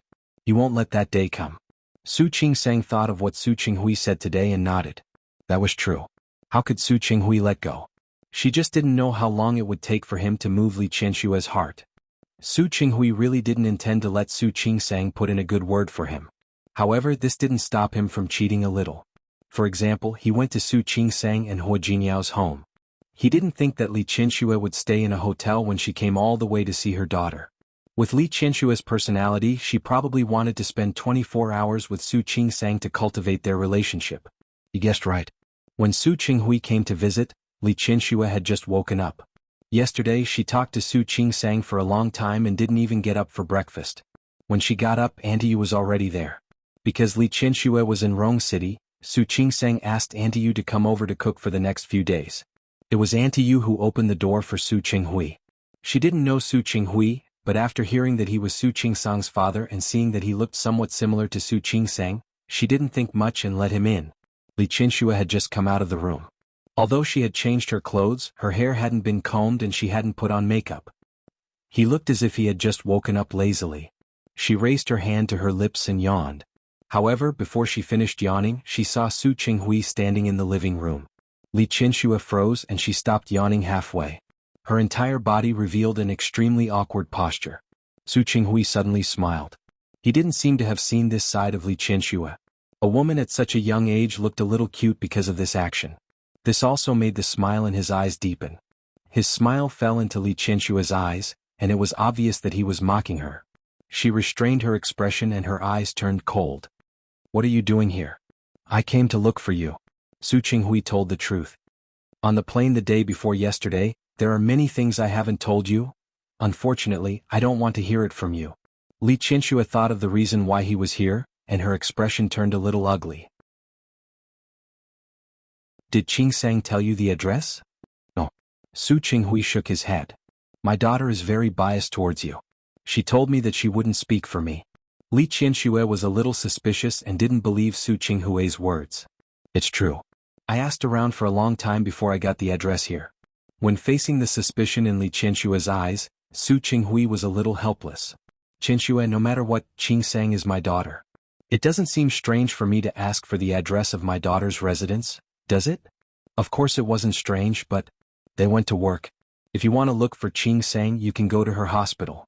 If you want to look for Hu Jingyao, you can go to Tianyu Group." "Qianxue, I think I just said that I'm here to look for you. I think I just said that I have nothing to say to you. If you have nothing to say, you can listen to me." Su Qinghui was still gentle. There was a faint, extremely elegant smile on his face. The way he looked at Li Qianxue was as if he was tolerating a willful child. Li Qianxue suddenly felt a little annoyed. What did he mean by this? In the past, when she liked him and loved him, she couldn't even beg Su Qinghui to look at her like this. Now that he really looked at her like this, Li Qianxue only felt disgusted. He was pretending. He was pretending. She hated him when she saw him. She wanted to say a few sarcastic words. At that moment, Auntie Yu came out with snacks and tea. She put down the tray and said to Li Qianxue, "Breakfast is ready. Do you want to eat it now, or do you want me to heat it up for you?" "Eat it now." Li Qianxue glanced at Su Qinghui. The hint in her eyes was very obvious. Su Qinghui acted as if he didn't see it and turned to Auntie Yu. "I haven't eaten yet either. The breakfast you made should be enough, right?" "It's enough." Auntie Yu didn't know that the two of them didn't have a good relationship. She just thought that they were here to see their daughter and son-in-law together. "Sir, madam, breakfast is very big. Hurry up and eat or it'll be cold later." Li Qianxue gritted her teeth. Her plan to chase Su Qinghui away had failed. She glared at him and decided to ignore him and go straight to eat. Neither Hu Jingyao nor Su Qingsang liked Western food. The two of them had similar tastes in this aspect. The breakfast Auntie Yu prepared today was also Chinese. Millet porridge, shrimp dumplings, spring rolls and fried eggs. She had just scooped a bowl of porridge. Because she was closer to Su Qinghui, she handed it to him. Unexpectedly, when Su Qinghui took it, he placed it in front of Li Qianxue. "Qianxue, your porridge." Li Qianxue didn't take it. Instead, she glanced at Auntie Yu and said, "Auntie Yu, please get another bowl." Auntie Yu looked at Li Qianxue and then at Su Qinghui. She was sensitive and seemed to notice that something was wrong. She quickly scooped the porridge and didn't stay for long. She turned around and said that she had to clean up and went into the kitchen. Li Qianxue took the porridge and didn't look at Su Qinghui. She let him hold the bowl of porridge in the air, looking a little awkward. Su Qinghui put the bowl back to his seat and picked up a crystal shrimp dumpling and put it on the small plate in front of Li Qianxue. "I remember that you like to eat this." Li Qianxue looked at the shrimp dumpling and then at Su Qinghui. There was a hint of mockery in her eyes. She picked up the shrimp dumpling and threw it back on the original plate without thinking. Su Qinghui wasn't angry at such a rude action. "You don't like it? Then have a fried egg?" "Su Qinghui." Li Qianxue suddenly spoke. Her voice was extremely cold and there was a hint of hatred in it. "Can you let me have a meal in peace?" "Qianxue, if you say one more word I'll leave right now." Li Qianxue really felt uncomfortable in her heart. The breakfast on the table was what she used to eat at the Li family's house. Needless to say, it was because Su Qingsang thought that these were her preferences, so she asked Auntie Yu to specially make them. But the truth was that these weren't what she liked to eat. These were all what Su Qinghui liked. Because she loved Su Qinghui in the past few years, she had always treated Su Qinghui's hobbies as her own. Su Qingsang didn't know that she cooked these dishes out of filial piety as a daughter. But Su Qinghui didn't know either, and he even pretended to say that she liked them. This made her feel sick. Realizing that her emotions seemed to be fluctuating again, she forced herself to calm down. After all, she had already made up her mind and told herself that she would never be affected by Su Qinghui again. Her attitude made Su Qinghui silent. He didn't want to curry favor anymore. Instead, he quietly lowered his head to eat. Auntie Yu's cooking was indeed good, but now neither of them was really in the mood for breakfast. They finished the breakfast in an almost eerily quiet environment. Su Qinghui didn't eat much and Li Qianxue ate even less. After eating, Li Qianxue got up and walked towards the living room. Su Qinghui was faster than her and stopped her before she could go back to her room. "Qianxue, I have something to say to you." "You, Su Qinghui? I don't want to listen to you. That's the first thing. Second, I don't want to see you either. Please leave." "Qianxue, this doesn't seem to be the Li family anymore." Su Qinghui revealed a rare expression that was almost like a rascal. "This is Hu Jinyao's house. Don't forget, Hu Jinyao is also my son-in-law." "Shameless." Li Qianxue was angry. She nodded hatefully. Okay. This is your daughter's, your son-in-law's house, right? Fine, if you like to stay, you can stay. I'll stay in a hotel, okay? After saying this, she walked straight to her room.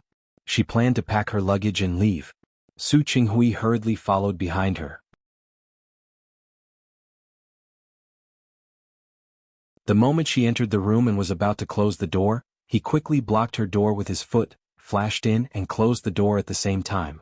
Li Qianxue was furious. "Su Qinghui, don't go too far. For the sake of the child, I've tolerated you again and again. Don't force me." "Qianxue." Su Qinghui restrained his expression, and his eyes were extremely serious. "I've never forced you. I really just want to say a few words to you. A few words is enough. If you're done listening, you still want to chase me away. I'll leave right away." Li Qianxue nodded, the anger on her face unchanged. "Okay, a few words, right? Say it. I'll give you 5 minutes." Her attitude was so sharp that Su Qinghui felt very uncomfortable. However, he had to calm himself down. He took a step forward, wanting to stand in front of Li Qianxue. However, she took a step back, her eyes cold. "Don't come any closer. Just stand there and speak." Su Qinghui raised his hands and didn't move forward. "Qianxue, you said before that I came to Rong City to see Xiang Kaiping. I want to tell you that's not the case. This is actually the first time I've come to Rong City after our divorce. I'm here because I have a business deal to discuss. It has nothing to do with Xiang Kaiping. I think it's fate that I met you. This is the comfort that God has given me. I'm very happy. Even if you misunderstand me, I'm still very happy. But I don't want you to misunderstand me for too long. I know you won't believe me, but I still want to tell you one more time. The person I love now is you. It's you, Li Qianxue. Not Xiang Kaiping, not any other woman.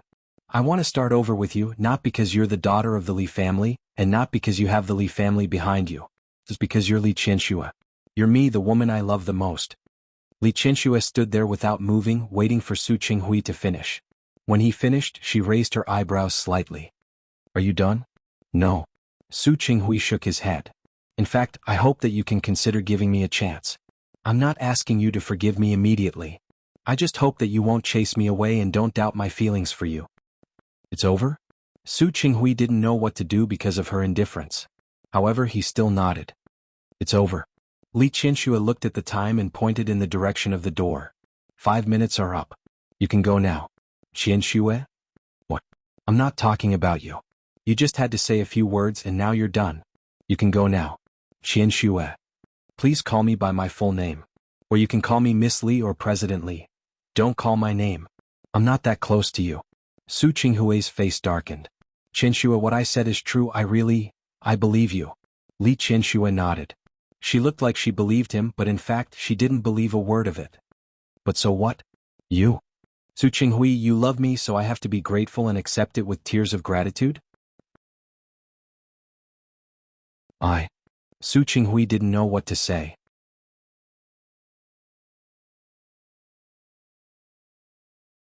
Chapter 585.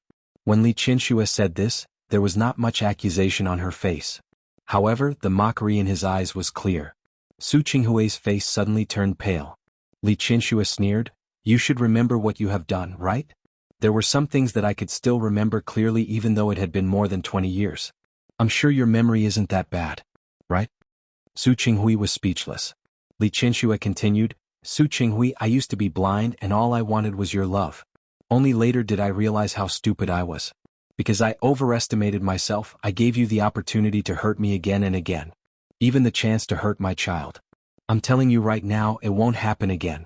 It won't happen again. Qianxue. I didn't? He wanted to explain, but he swallowed his words under Li Qianshue's sharp gaze. Li Qianxue stared at Su Qinghui's face without any emotion. You thought you said you loved me and you thought you regretted it. I have to forgive you? With you? Su Qinghui, who gave you the confidence and courage to say such shameless words. But I don't believe a single word you said, not a single punctuation. So you don't have to say anything. Qianxue. It wasn't that Su Qinghui hadn't expected to encounter such a situation. But when such a situation really happened, he really felt a strong sense of helplessness. What do I have to do to make you forgive me? I'll never forgive you. I said forever. Li Qianxue didn't mind making it clearer. No matter what you do or say, I won't believe a single word you say. Whatever you want, I won't give it to you. Su Qinghui. After the divorce, you and I will only be strangers. If you are willing, then we can part ways and live our own lives. But if you're not willing, or if you're still coveting something that you don't deserve, then you'll have to pay for it. So, you might be disappointed. I didn't. Su Qinghui hurriedly explained, Qianxue, what I said is true. My feelings for you are serious. I'm serious too. Li Qianxue interrupted him, and her gaze suddenly became extremely sharp. I'm serious. Su Qinghui, don't do anything that you and I will regret. I'm not afraid to tell you that not only will my heart not soften because of your words, even your precious daughter will not be able to soften my heart in the slightest. Precious daughter? Surprise flashed across Su Qinghui's face. You mean Peijin? What happened to her? Feeling heartache? Are you anxious? Li Qianxue smiled, even though there was a hint of bitterness in the depths of her smile. After all, she was the daughter she had raised, but now she had become a tool to deal with Su Qinghui. It would be a lie to say that he wasn't shaken at all. But this was the only and fastest way to make Su Qinghui give up. You probably don't know, right? Your daughter, Su Peijin. Yesterday, she cried and begged me to recognize her again and bring her back to the Su family. Don't you think it's ridiculous? Qianxue? Su Qinghui's body shook. He stood there in a daze. Even though he had a disagreement with Su Peijin because of some things, she was still his beloved daughter for many years. Are you upset? Su Qinghui, you deserve this. You're the one who hurt her. Do you know that when she begged me, she looked exactly the same as you just now? I should have recorded it and showed it to you. You father and daughter are really alike. Qianxue, don't say any more. Su Qinghui's shoulders drooped, and he exuded a dejected aura. Qianxue, Peijin, she is actually innocent. If possible, please don't hurt her. He had wronged not only Su Qingsang and Li Qianxue, but also Su Peijin. She was right. He shouldn't have given her such an identity and then cruelly thrown her down from a high place. He seemed to be a failure and had been doing wrong things. He had wronged too many people. Su Qinghui, if you don't want me to hurt your precious daughter, then please stay away from me. Whether it was by chance or on purpose, I don't want to see you. To put it simply and directly. If possible, even if you see me in the future, please take a detour. Stay away from me, can you? When Li Qianxue said this, she didn't forget to reveal an extremely proud smile. Of course, if you don't want to, I don't mind doing something to Su Peijin. You know, I have the ability to. After all, she wants to be my daughter wholeheartedly. She loves me and cares about me, doesn't she? Qianxue, I beg you. Don't say any more. You won't. You're not that kind of person. Peijin, she's also your daughter. She's not. My daughter is Su Qingsang. I hope you remember this. Li Qianxue took a step forward and glared at Su Qinghui. Su Peijin is not my daughter. Let me tell you, even if I raised her for more than 20 years, even if she had a mother-daughter relationship with me for more than 20 years, it can't make up for the mistakes you've made and the sins you've committed. Do you think I'll show mercy to her for the sake of our mother-daughter relationship? You're wrong. I hate her as much as I treated her back then and how much I loved her back then. Because those were stolen by you shameless pair of father and daughter. You stole my daughter's original happiness, stole my daughter's original motherly love. Su Qinghui, I can tell you clearly that after I found out what you've done, I can no longer have the slightest mother-daughter relationship with Su Peijin. Because if I really still have feelings for her, then I can only do as you wish and give you another chance to play me in the palm of your hand. And I don't want to give you such a chance. She hated Su Peijian as much as she had treated her before. All of this was caused by Su Qinghui. Qianxue, I really didn't. Whether you did or didn't, I don't care anymore. Just treat it as if I'm a villain who gauges a gentleman's heart. Anyway, no matter what you say or do, you can't eliminate the hatred in my heart at all. So, don't waste your energy. Su Qinghui stood there without moving. He naturally knew how difficult this path was. But when he really walked on this path, he realized that it was much more difficult than he had imagined. Li Qianxue refused to believe his words. No matter what he said, she wouldn't believe him. Qianxue. Su Qinghui stood there without moving, his eyes filled with pain and regret. Li Qianxue was unmoved. She crossed her arms in front of her chest. She had long given up on Su Qinghui. Even if she felt a little sorry for Su Peijian and felt a little soft-hearted. But when she thought of the grievances Su Qingsang had suffered over the years, she suppressed these emotions. That was why she could be so cold when she faced Su Peijian yesterday. I'll say it again. If you continue to pester me, I'll go deal with Su Peijian. You know what I can do. I can do it. More importantly, Su Peijian was still attached to her. Even if she didn't do anything, it was enough to hurt her. She knew this and so did Su Qinghui. Okay, I'll go. Su Qinghui's shoulders drooped more and more, and his whole body revealed a sense of dejection. Qianxue, I'll go. I only hope that you won't hurt Su Peijian for the sake of the mother-daughter relationship over the past 20 years. Li Qianxue stood still, but her eyes became colder and colder. Don't hurt Su Peijian? Then he could let Su Peijian hurt Su Qingsang? With such a standard, he was indeed still thinking about the child of another woman. Su Qinghui, where on earth did you get the face to say that you love me? After Su Qinghui left, the room became quiet. Li Qianxue's figure was straight. She looked at an unknown point with an expressionless face. She didn't know what she was thinking, but her expression became a little ugly for a moment. But this ugly expression didn't last long. She used to be as gentle as water, but now she was as hard as a knife. She was right. Huo Jinyao looked at the documents in front of him with a faint smile on his face. The mantis stalks the cicada, unaware of the oriole behind. Huo Yifan had already entered the trap he had set. He was only one step away from completely taking the bait. When he signed the contract, it would be irrefutable evidence. At that time, he wanted to see how Grandpa would protect the second young master of the Huo family. President Huo, what else do you want to do next? You don't have to do anything next. Huo Jinyao smiled and put the document back in Yang Wenchang's hand. Just keep an eye on them and let their guard down. Then wait for them to sign the contract. Just put the contract in front of Grandpa. Yang Wenchang glanced at Huo Jinyao. He looked hesitant, as if he wanted to say something. Huo Jinyao seemed to understand what he wanted to say. He said calmly, "What? Do you think I'm too soft-hearted? Do you think I should directly hand the evidence to the board of directors after they sign the contract? Then Huo Yifan will never be able to make a comeback again? If that was really the case, Huo Yifan would have to leave Tianyu. He wouldn't be able to hold the position of vice president of Tianyu Group for long." Yang Wenchang was silent. That was indeed what he thought. Actually, I want to do that too. Huo Yifan looked at him with an indifferent expression. But Grandpa won't like it. Grandpa is old and he values relationships.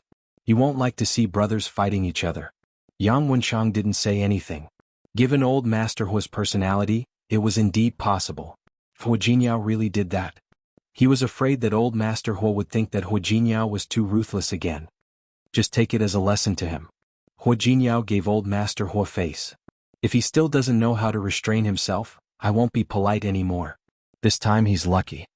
He only hoped that Huo Yifan wouldn't be too stupid. Did he really think that he could do whatever he wanted without any scruples? If that was the case, he really couldn't blame him for being impolite. Yang Wenchang nodded and thought of something else. By the way, our company's anniversary celebration is coming up. The plan for this event has already been released.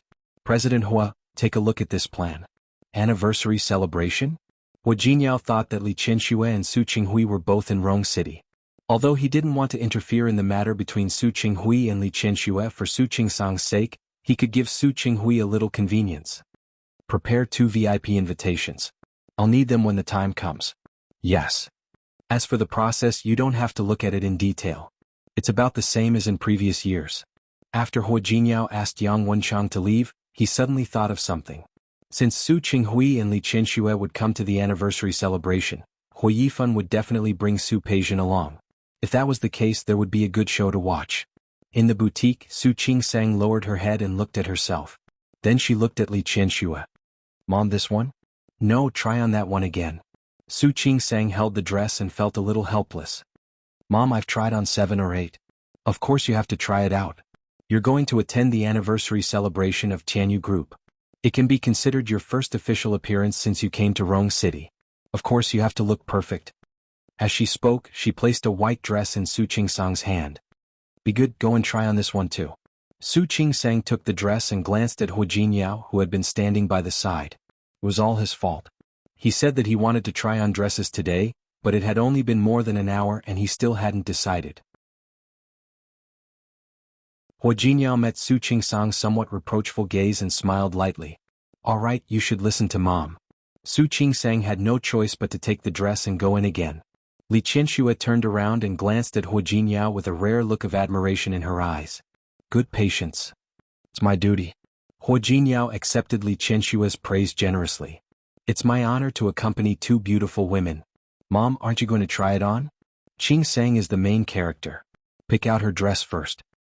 That's good too. Mom, you'll wear a dress of the same color as Qingsang. You'll look like a pair of beautiful sisters. This person really knew how to talk. Li Qianxue glanced at Hu Jinyao. You don't have to flatter me. As long as you treat Qingsang well, it's enough for me. Mom, you've really wronged me. I'm telling the truth. If you don't believe me, ask someone else. Who would believe that you can have a daughter as old as Qingsang? Li Qianxue really laughed now. She looked at Hu Jinyao with a rare look of satisfaction in her eyes. Su Qingsang came out in the white dress. She was already exhausted to the bone. Li Qianxue took a step back, looked up and down, and shook her head. Change it. This one isn't as good as the golden one just now. Come, try this one on again. Mom. Su Qingsang couldn't take it anymore. She looked at Hu Jinyao with a hint of resentment. Hu Jinyao smiled and took the dress from Li Qianxue's hands. He walked up to Su Qingsang. This is the last one. After you try it on, we'll help your mom pick out the dress together. He winked at Su Qingsang and Su Qingsang immediately understood what he meant. She took the dress from his hands helplessly. She made a face at him and went back into the fitting room. The winking and small looks between the two of them didn't escape Li Qianxue's eyes. She saw it and felt very gratified. No matter what, she was very happy that her daughter and son-in-law had a good relationship. With Hu Jinyao's protection, Su Qingsang wouldn't be like her for the rest of her life. When Hui Yifan entered the door, he smelled a faint smell of alcohol in the room. He took off his suit jacket and put it aside. When he entered the door, he found Su Peijian sitting on the sofa in the living room. There were a few bottles of red wine in front of her. One of them had been opened and she had drunk most of it. At this time, Su Peijian was holding a wine glass in her hand and leaning on the sofa. She gently shook the glass in her hand. Her slightly narrowed eyes revealed a hint of confusion. When she saw him enter the door, she didn't say a word. She just picked up the wine and took a sip. Isn't it boring to drink alone? Hui Yifan walked up and sat down next to her. He reached out and grabbed the glass in her hand, then poured himself a glass. Why didn't you wait for me to drink? Wait for you for what? Su Peijian glanced at him. You're going to sign a contract with the other company, aren't you? Shouldn't you be keeping an eye on them during this period of time? Why are you back so early today? You also said that you're going to sign a contract. Since you're going to sign a contract, it means that it's basically done. Su Peijian glanced at him. Her expression wasn't as smug as he appeared to be. Why do I feel that this matter is a little too smooth? Isn't it smooth? Hui Yifan put his arm around her waist. Look, with your intelligence and my resources, isn't it normal for it to be smooth? Su Peijian blinked at him and didn't ask any more questions. Instead, she took another glass from the side and poured herself a glass of wine. Hui Yifan looked at her actions and took a sip of wine. Before she picked up the glass, he leaned over, kissed her lips, and drank the wine. Su Peijian didn't like his actions. After being forced to drink the wine, she pushed him away. What's wrong? Are you in a bad mood? Su Peijian was indeed in a bad mood. She had been at Hui Yifan's place for 2 days. However, she didn't receive another call from Xiang Kaiping. Li Qianxue didn't call her, and neither did Xiang Kaiping. Her 2 mothers seemed to have abandoned her. She felt uncomfortable in her heart. There was a kind of pain that made it hard to breathe. She used to think that Li Qianxue would never give up on her, but she was wrong. Later, she thought that Xiang Kaiping would never give up on her, but she was wrong again. Now, because of a small action of hers, the two mothers didn't want her anymore. Su Peijian thought about how well Xiang Kaiping had been treating her in the past 5 months. She thought that she wouldn't care. However, when she really lost her, she realized that she wasn't as calm as she thought. It turned out that she still had expectations for Xiang Kaiping. It turned out that she wasn't as indifferent to Xiang Kaiping as she appeared to be. Now that she knew, what was the use of it? Xiang Kaiping didn't want her anymore. What happened? Nothing. Su Peijian shook her head. She didn't want to talk about these things. Keep an eye on the cooperation. I have a feeling that Hu Jiniao isn't as simple as you think. Don't worry. I heard that his mother-in-law is here. He didn't even go to work today. He went to accompany his mother-in-law. I believe that he won't be able to cause any trouble with his behavior. Mother-in-law? Wasn't it Li Qianxue? Su Peijian's mood became more and more gloomy. Hu Jiniao knew how to be a good person. He put aside his work time to accompany Li Qianxue. Was he helping Su Qingsang to please Li Qianxue? As soon as this thought came to her, Su Peijian dispelled the idea that Hu Jiniao might have suspected her and Hu Yifan. With Hu Jiniao's current state, there was probably nothing that could compare to Su Qingsang, right? Speaking of which, she was about to marry Hu Yifan. She didn't believe that Hu Jiniao could really bear it. You seemed very unhappy when you heard that Hu Jiniao went to accompany his mother-in-law? Hu Yifan suddenly approached Su Peijian. Speaking of which, his mother-in-law seems to be your former mother, right? The sarcasm in Hu Yifan's words made Su Peijian's expression change slightly. She sneered, took out the wine glass in his hand and drank it in one gulp. She looked up at him, her eyes cold. Yes, his mother-in-law used to be my mother. So what? If you think that I'm a pitiful, powerless, illegitimate daughter now, you can abandon me. I won't beg you to have me. Putting down the wine glass, Su Peijian stood up and was about to leave. Hu Yifan turned his wrist and pulled her into his arms. Look at you, getting angry after a few words? Who's against you? I love you more than anything. Well, Su Peijian sat on his lap and looked at the smile on his face. You said you love me? What else? Hu Yifan kissed her lips. If I didn't love you, why would I take the risk and use my position in Chanyu Group to play such a big game with you? Su Peijian didn't completely believe Hu Yifan's words. Of course, half of the reason why he was willing to play such a big game was because of her. However, she didn't know the other half of the reason. It was because he didn't want to be under Hu Jiniao for the rest of his life. He was ambitious and everything he did was for himself. You don't seem to believe me? Hu Yifan leaned over and firmly held her waist in his arms. It seems that I have to do something to make you believe me. What can you do? Su Peijian didn't think that Hu Yifan could get married with her now. It's the anniversary celebration of Tianyu Group in 2 days. How about you be my female companion? He whispered into her ear, speaking of which, I've never brought a female companion other than my secretary to the anniversary celebration. You're the first. Are you honored? The anniversary celebration of Tianyu Group was not a small matter. Not only old Master Hua, but the Hua family also had business partners. All the employees who had worked for Chanyu Group would be there. It could be said that except for those who were on duty, most of them would be present.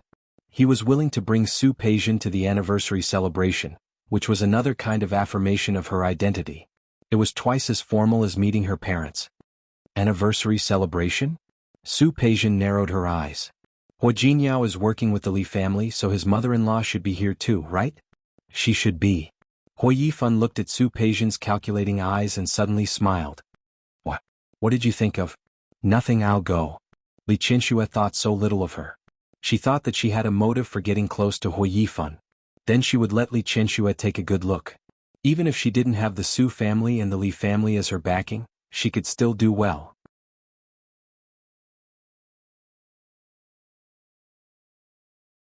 Chapter 586. I like that you're so smart. Su Peijian was still daydreaming. Hu Yifan's hand had already reached into her clothes. Don't worry. I'll have someone come over tomorrow to measure you and order a dress. I promise you'll be in the limelight on the anniversary. Really? Su Peijian put her hand on his shoulder and leaned close to his cheek. If that's the case, I really have to thank you first. Okay. You can start now and express your gratitude. Hu Yifan's hand tightened and Su Peijian's clothes were torn in half. Su Peijian glared at him. This man could be very perverted sometimes. He could take it off easily, but he liked to tear it. Pervert. Don't you like me because I'm a pervert? Hu Yifan smiled. Don't worry. I'll make you like me even more. Su Peijian put her arms around his neck and said seductively, "Really? Then prove it to me." "My pleasure." On the sofa in the living room the two of them rolled together. At that moment, Su Qingsang and Li Qianxue were all thrown to the back of her mind. She only needed to firmly grasp Hui Yifan's heart to let them know. Su Peijian also had the right to be on equal footing with them. Before Su Qinghui came, he had planned to call Su Peijian in addition to Su Qingsang. He wanted to ask her how she was doing recently. Especially after parting on bad terms with Li Qianxue, he wanted to know how Su Peijian was doing recently. It had nothing to do with anything else. After so many years of caring for her, he was used to thinking about his daughter. However, to his disappointment, Su Peijian didn't answer his call.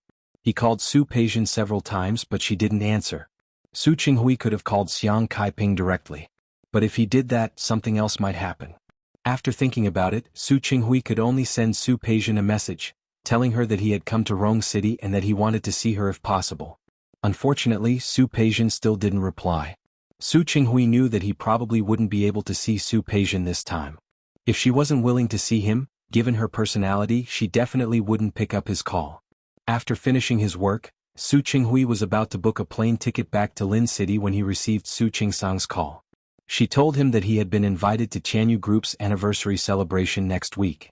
Anyway, he was also in Rong City. If he went to attend, he could also get to know some people in Rong City's business circle, which would also be helpful to him. Su Qinghui, whose company had just started to make progress, certainly wouldn't let go of this opportunity. What made him even happier was that Su Qingsang and Hu Jinyao were willing to invite him. This made him very happy. Amidst his happiness, he thought of Su Peijian. After the anniversary celebration, he would visit her again. Su Qinghui didn't expect to see Su Peijian on such an occasion.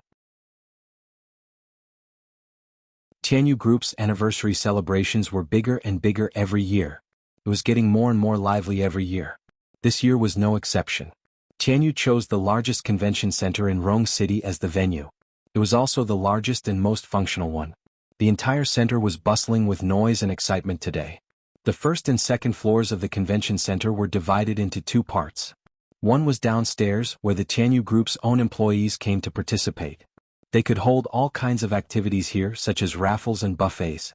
The other part was upstairs, where the Tianyu Group's higher-ups, directors, and all the business partners who worked with the Tianyu Group were, including Hu Jinyao's childhood friends Tang Mohan, Wan Xianying, Cheng Xianyun, and Li Junxing, who happened to have time this time, also came.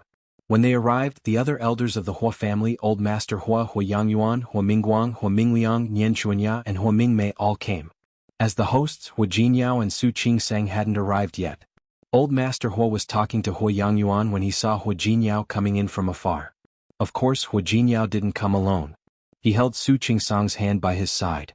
Su Qingsang finally decided on the gown today after Li Qianshue's repeated efforts that day. The light gold fabric was tailored to fit her body. The biggest advantage of this gown was that it was layered. The chiffon fabric underneath was layered. There was a layer of gauze on the surface and another layer on the inside. The outer layer of gauze was light, and the patterns embroidered on the inner layer of gauze could be faintly seen. It was faintly discernible, but it was more charming than being completely visible. The neckline design revealed the perfect lines of Su Qingsang's shoulders. It matched with the pair of golden high heels on her feet. His entire person seemed to have a kind of floating noble aura. In order to match her, although Hua Jinyao's gown was dark, he wore a golden tie today. The dark patterns of the cufflinks also complemented Su Qingsang's gown. The two of them attracted the attention of most of the people present as soon as they entered the room.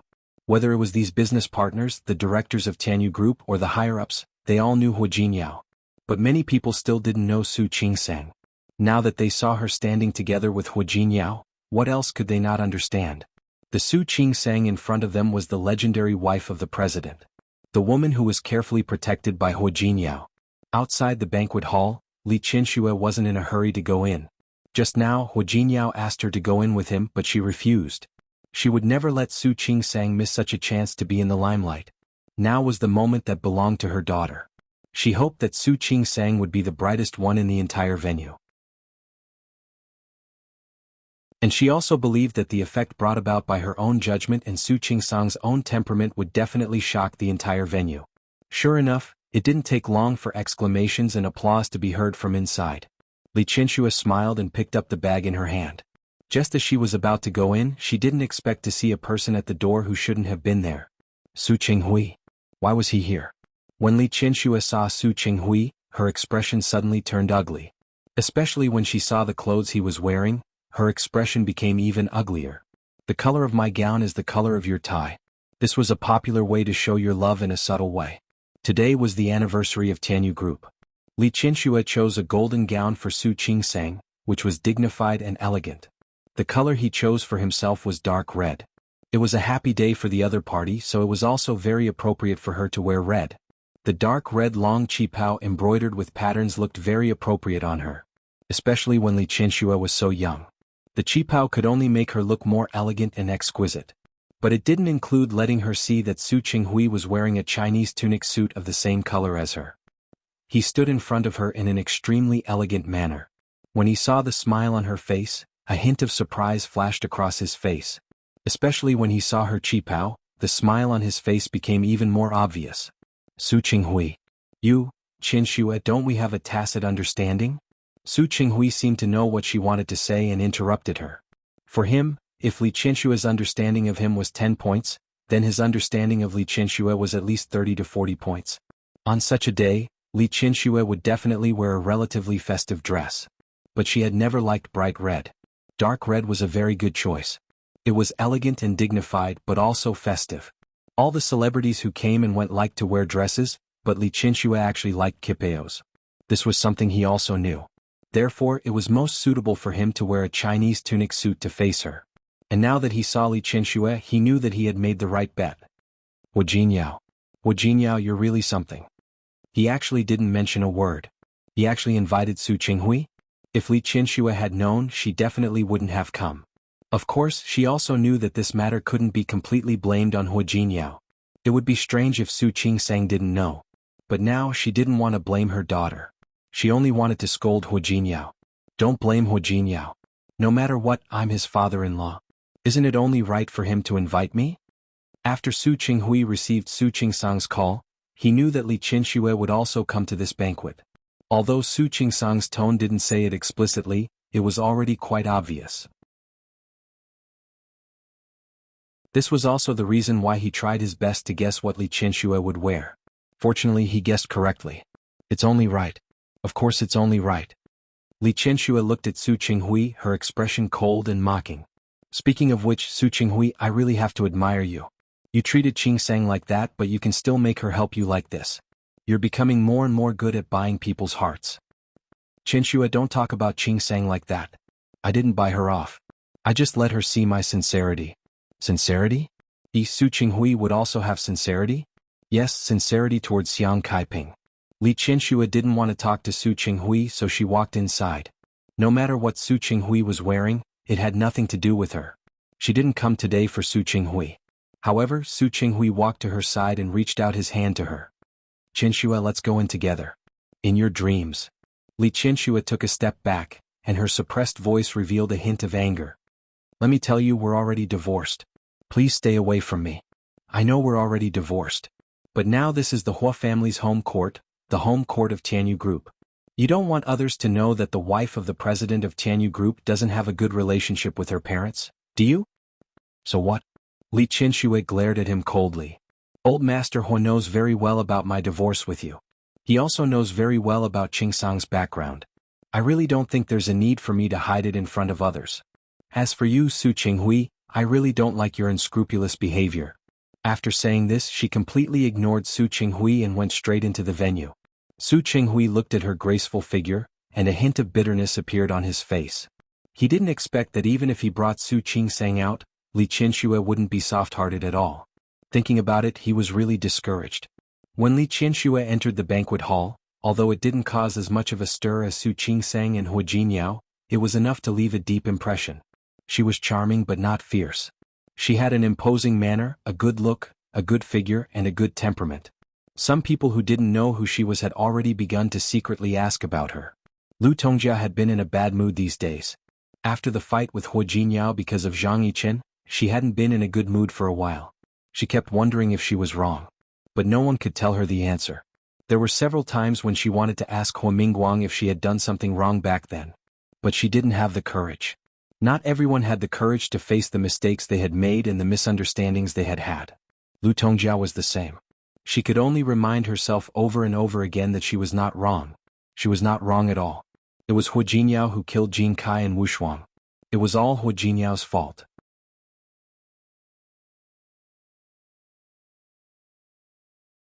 It seemed that only by doing this could she find some comfort.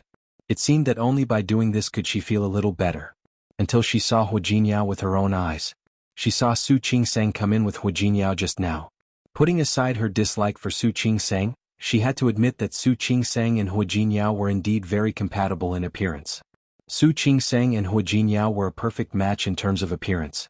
One was tall and handsome and the other was delicate and pretty. Ever since she married into the Hua family, Su Qingsang had also undergone some fundamental changes.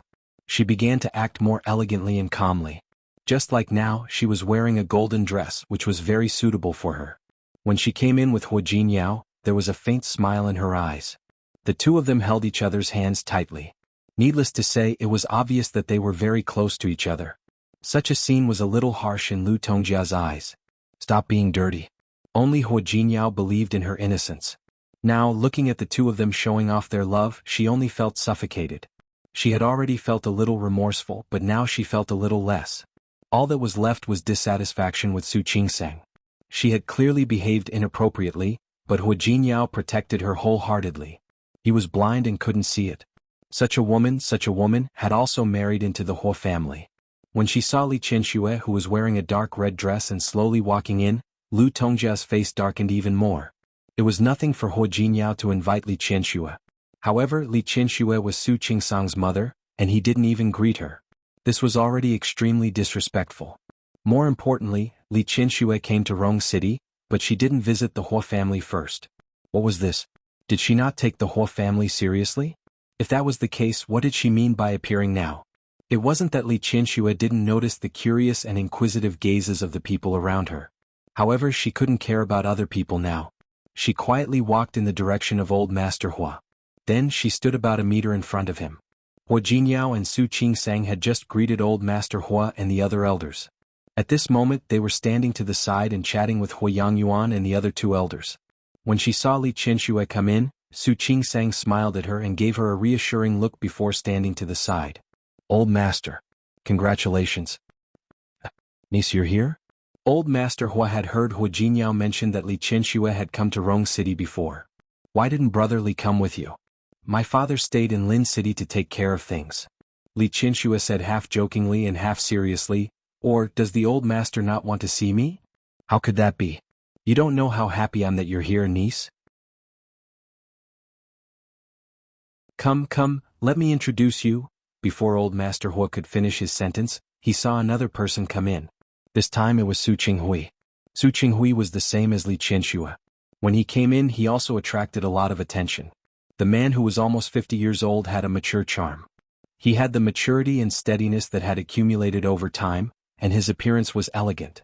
Most importantly, after the divorce, Su Qinghui was more calm and composed than before.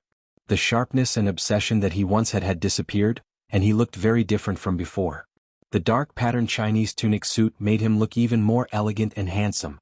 People would believe it if they said that he was less than 40 years old.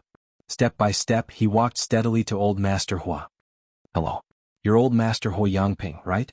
I am, and you are? Just by looking at Su Qinghui's appearance, old Master Hua had already guessed who he was.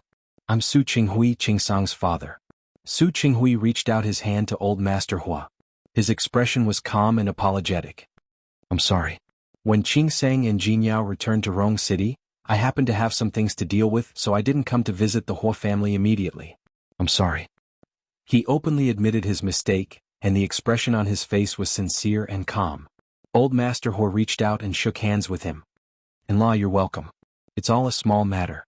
We're not that polite people. That's because old Master Hua is magnanimous. He doesn't care about us juniors.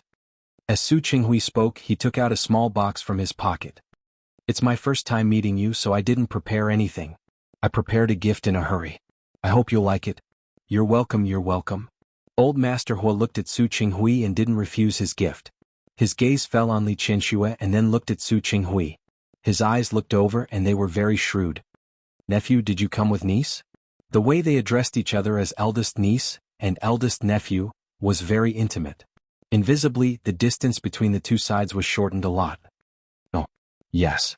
Two different voices sounded at the same time. Old Master Hua looked at Su Qinghui and then at Li Qianxue. He heard that they were divorced. It turned out that the two of them appeared one after the other, and they were wearing the same color gowns, so he thought, "Old Master, I still have something to say to Qing Sang. Excuse me for a moment."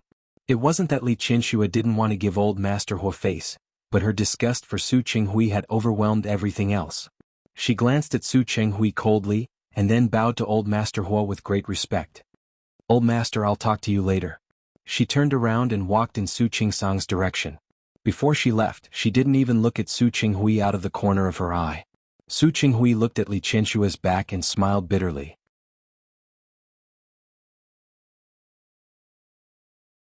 Li Qianxue actually didn't give him face at all. She didn't even want to pretend in front of outsiders. "Nephew." Old Master Hua's words brought Su Qinghui back to his senses. He looked at Old Master Hua very gently. "Old Master, I'm sorry." Old Master Hua waved his hand. "It's not that I'm sorry.